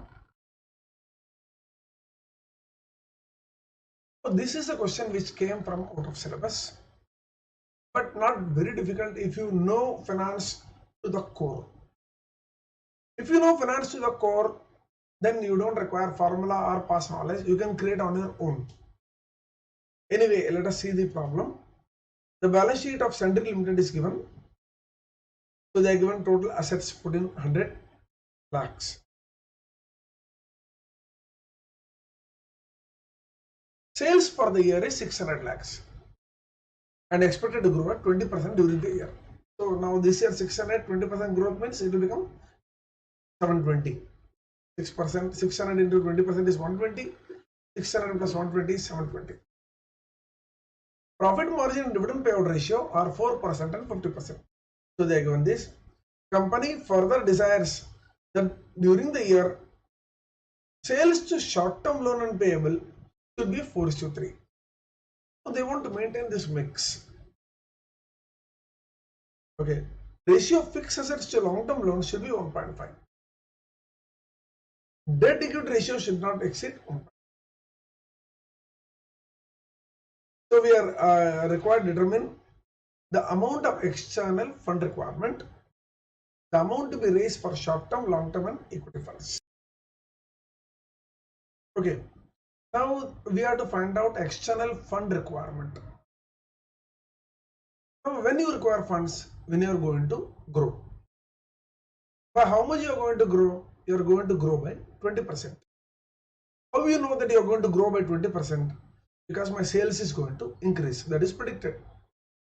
So my 20% increase is going to happen in sales. Okay. So how much money I would be requiring? Now first of all I must know what is the assets. So I have to fund my assets. What is the asset? Asset is 1400. You can see minus 1400. So asset is 1400.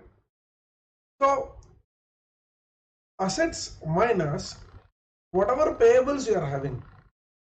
So assets minus 1400 minus 200, that is 1200.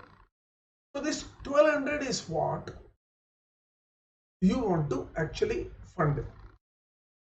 Now 1200, so this is your net, you can say your net funding requirement. You can just see, if you think of balance sheet, when you subtract this 200, we are getting this portion, is it not?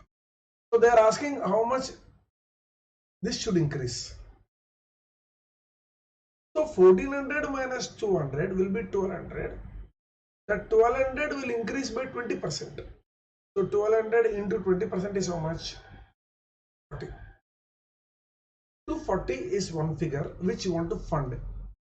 But remember, they have given profit margin.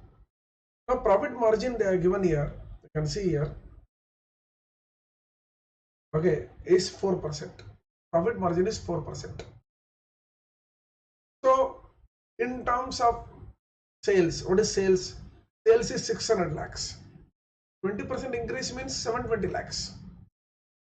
720 lakhs into 4% is, so 720 lakhs into 4%. So you calculate that 720 lakhs into 4%. Of that, you are going to pay 50%. So 50% is going to go away. 50% you are going to plow back. So that money is available, right? So you need not fund entire fixed asset minus provision. Sorry, entire asset minus provision. Because you are going to get some inflow also. Because you are not distributing all the earnings to shareholders. So this can be put in the form of a formula. So let us see. And that's what they have asked. The asset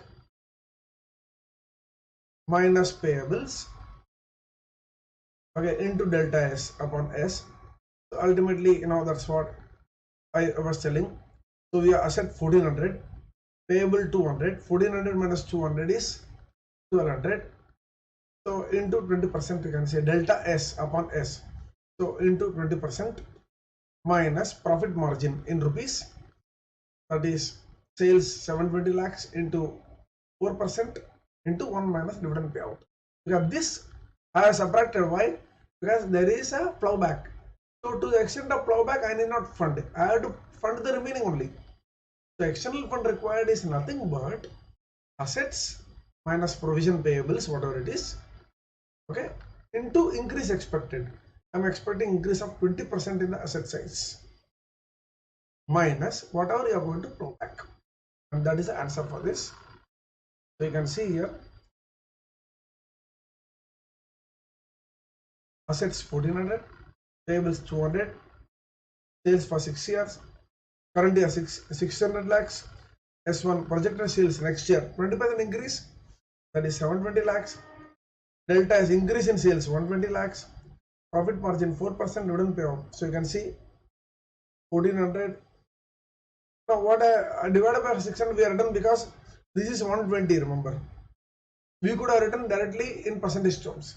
1400 minus 200, that is 1200 into 20%. We could have done that 20%. Minus, see, This minus we are doing because we are going to plow back some profit. How much profit you are going to plow back? See, sales is this much, profit margin is this much, and 50% you are paying. So you are going to pay back, plow back only this 50%. So 2 into 120 minus 14.4 will give you 225 points. This is what you have to require. You need this much funds. So they are asking of these, how much should be short term, how much should be long term, how much should be equity. They are asking breakup. For breakup, they are given 3 conditions. So let us see. At this point you can copy.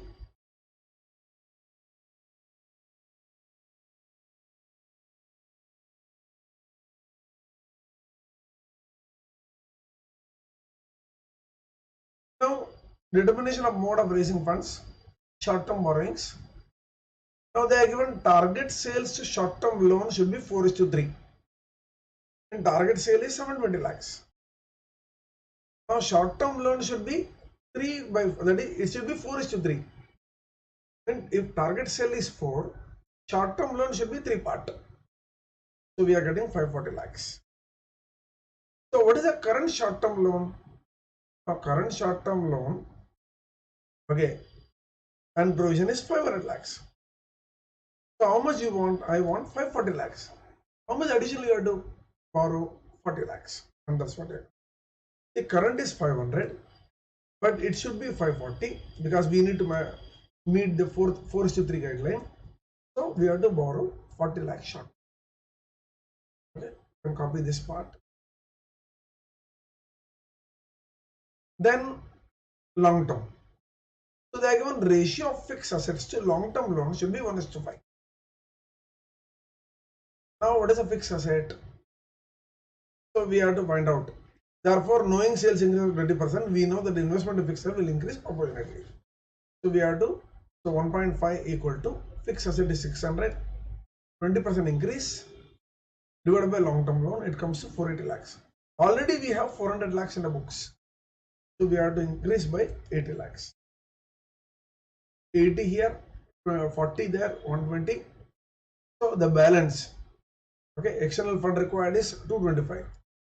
So out of 225, 40 short term, 185, 80 long term, 105. So that is what you require as equity.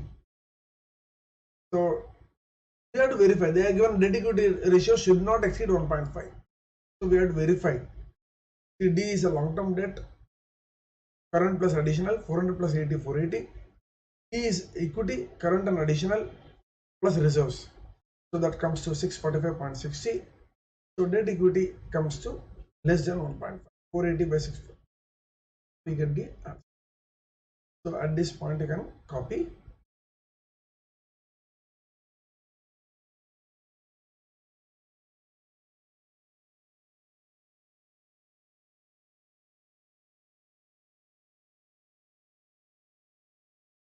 So this problem was not in the syllabus, is not in the syllabus, and you are taught.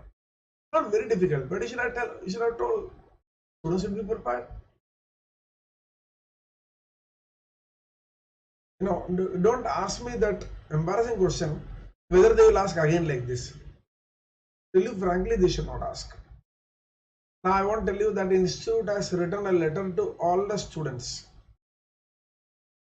Institute has written a letter to all the students. If you want to make a comment on the question paper, okay, you are supposed to give your number, detail, etc., etc., mobile number, the membership number, whatever number you are given, identity number, and write down which question. What do you think? You know, this question should not have been asked. This question is not in the book. Whatever it is, you are supposed to tell. They are given open invitation. Possibly institute wants to change and they want to take the students along. And I'm sure those who would have attempted the question paper, they must definitely write back to institute.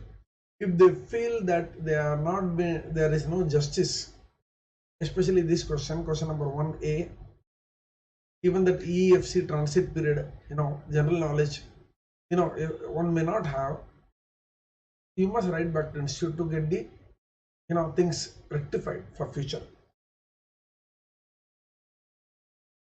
So let us go to the next question.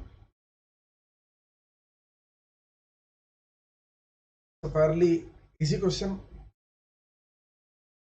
They are asking if you do hedging, if you don't do hedging. Okay.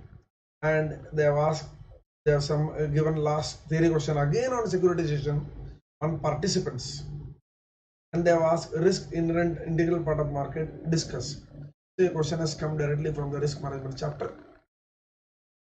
Though the question is not very specific in the market, so you can write for all market. Okay. So let us see this problem. B. I'm reading the question. XYZ has taken a 6-month loan from its foreign collaborator of $2 million. Interest payable on maturity LIBOR plus 1. Following information is available. Spot rate is given, 6-month forward rate is given. They are given LIBOR dollar rate, they are given LIBOR INR rate also. You are required to calculate rupee requirement if forward cover is taken. Means you are going to find the hedge cost. Number 2, advise the company on the forward cover. So will you go for hedging? Now suppose you don't do hedging, what you would do? This question is slightly confusing here. So you can actually use interest rate parity theorem and say that the forward rate is cheaper, because you can see that here INR rate, RH is 6%, RF is 2%. When RH is 6%, that is Indian rate is higher than the US rate, you expect dollar to be at premium. But you see, 6-month forward rate, they are given dollar discount. So when dollar is at discount, better to hedge in the forward market. As per the interest rate parity theorem, your dollar should have been at premium. Why? Dollar rate is lower, INR rate is higher. But the market is quoting dollar at a discount. Hedge forward, blindly you can write. Okay, so I have solved by a different method because that is not given. They are neither written assumption, nothing is given. They are given advise a company on forward cover. So you could have written this way also. Finally, they have asked, what will be your opinion if a spot rate is INR? Now, this particular question only prompted me to do the solution the way I have done now. The third part. What is your opinion if spot rate is this much? So let us see the solution.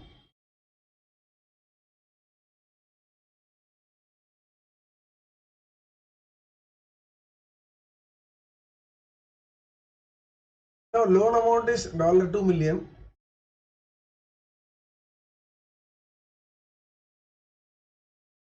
And LIBOR rate is LIBOR plus 1. So if forward cover is taken, XYZ will pay at the end of 6 months.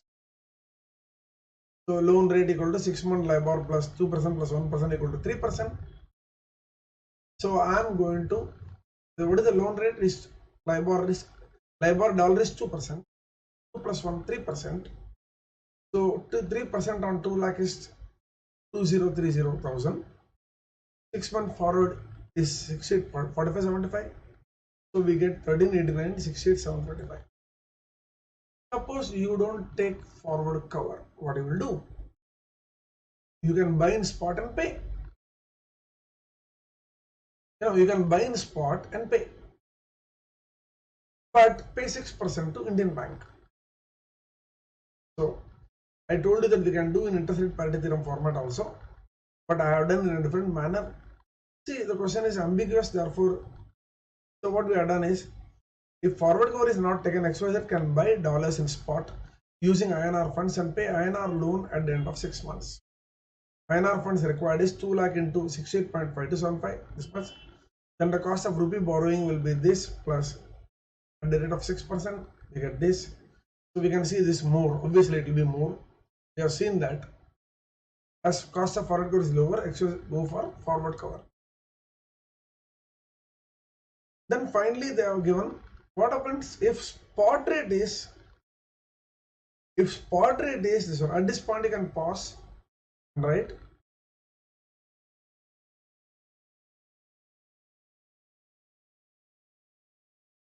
If spot rate at the end of 6 months is expected to be 68.4275 and XYZ does not take forward cover, then what? Suppose I am not doing forward cover, neither I am borrowing, nothing.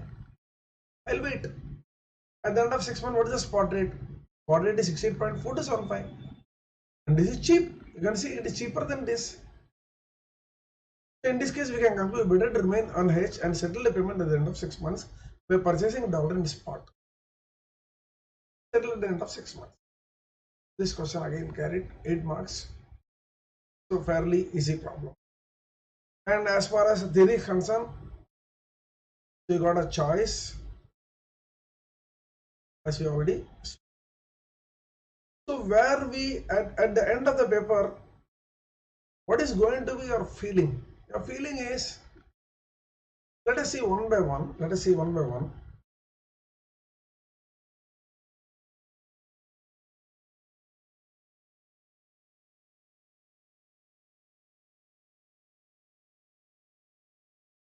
If you see from the holistic point of view, the first problem, one is security and autocorrelation was a real bouncer. Capital budgeting, I told you, some ambiguities are there, but not very difficult. Then we have theory. Mutual fund is from FR. I am sure, very few students who would have studied this because November 2015. And it's a FR paper. At that time, I remember after that they didn't ask at all. Suddenly, that question props in the exam. Forex capital budgeting is fairly easy. Derivative was easy. Forex cross rate, that EFC, very confusing. Transit period. Bond market, first part was easy. Second part was confusing. Merger and acquisition was the easiest. Derivative was easy. Venture capital is easy. So question number 4 would have been preferred to be attempted first, or that is the best problem. 1, 2, 3, 4, 5, 6, that is the best problem. 5th is also easy, but that odd numbers will take time consuming. So we can say 4, 5 can be definitely. First you have to attempt, no choice. 4, 5 is fairly easy. 6, one question has come, okay, from out of syllabus, and forex hedging, and then easy theory question. So 6 is slightly dicey.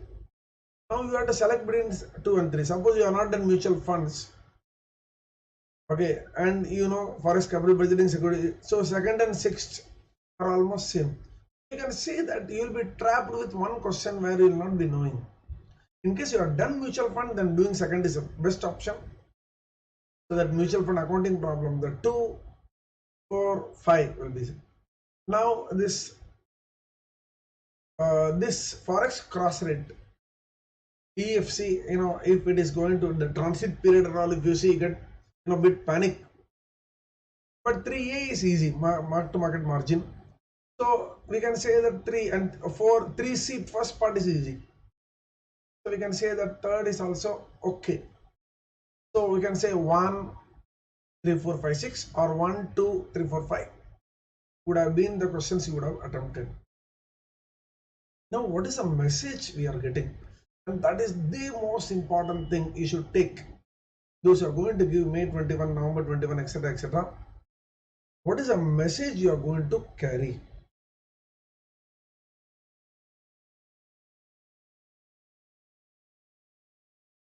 First, the season has changed. Very clear message from the institute. Question paper pattern is not going to be unique. Means you cannot say that, except for the balance of marks between theory and problem. Kind of question, the combination which is coming nowadays is not unique. ICA is searching for new areas in the syllabus where the question can be asked. Very important message. November 20, convexity. Suddenly interest rate swap came. Here, autocorrelation. ICA prefers those questions which are not been asked anytime and many times. So possibly it's a message I am getting. You turn the paper, oh, there was only one time in 16 years asked. No time in 16 years. Ask. Very clear message. Repeat questions are present, but not many. That is the only ray of hope for many students who believe that, sorry, let us study little and pass. And that is not going to be the trend for future. I say trying to frame the paper with new orientation, a new look. Now this you could see the kind of question they have been asking. Now this such kind of question has never come. I've been teaching, almost now 19 years, 19, 20 years. I have not seen totally new. They are trying to, wear a new coat in front of, students that, okay, look, I'm now going to be asking in a new way. Now that is the message I am reading from the question paper. How far students are liking it, I'm not sure. Obviously, whenever a change happens, it's a human tendency to resist change, dislike change. Okay, and this actually evident here. Theory is gaining importance. I'm telling from the minds of students. Now problems are becoming. Earlier, I remember, when I meet any student who is not good in English, so they say, I don't study theory at all. I do only problems. And theory used to be question number 7, one full question. Theory is to come, and 1 to 6. So theory they leave, remaining I'll pass. But now theory is getting distributed, and problems are becoming tougher. What is the message? Theory is the biggest friend. So theory is very important. So theory is gaining importance. Even theory questions are not asked in state language. That is also a message which I got from November 20 and Jan 21 paper. So even if they want to ask, what is securitization, they write some 3-4 lines here and there and ask, what is securitization? Writing is on the wall. What is that? Be prepared to study everything and expect anything. This writing is on the wall. Very clear. Clear message to students. Don't expect this will come, that will come. Expect anything. And read every corner of the study material. Yes, autocorrelation was not there. External fund requirement was not there. How we answer this? And that's why they have asked, if at all you have any problem, write to us. So they have invited comments from students. Write to institute. Write to institute that, should we expect this for future? So when you write down, obviously students would have responded, and I think you should be getting whatever you have in the syllabus only. Okay, with this, my take on Jan 21 paper is, it was not as difficult as November 20 paper, and it was neither easy. But students who are studying regularly and studying the entire SFM, they would definitely pass.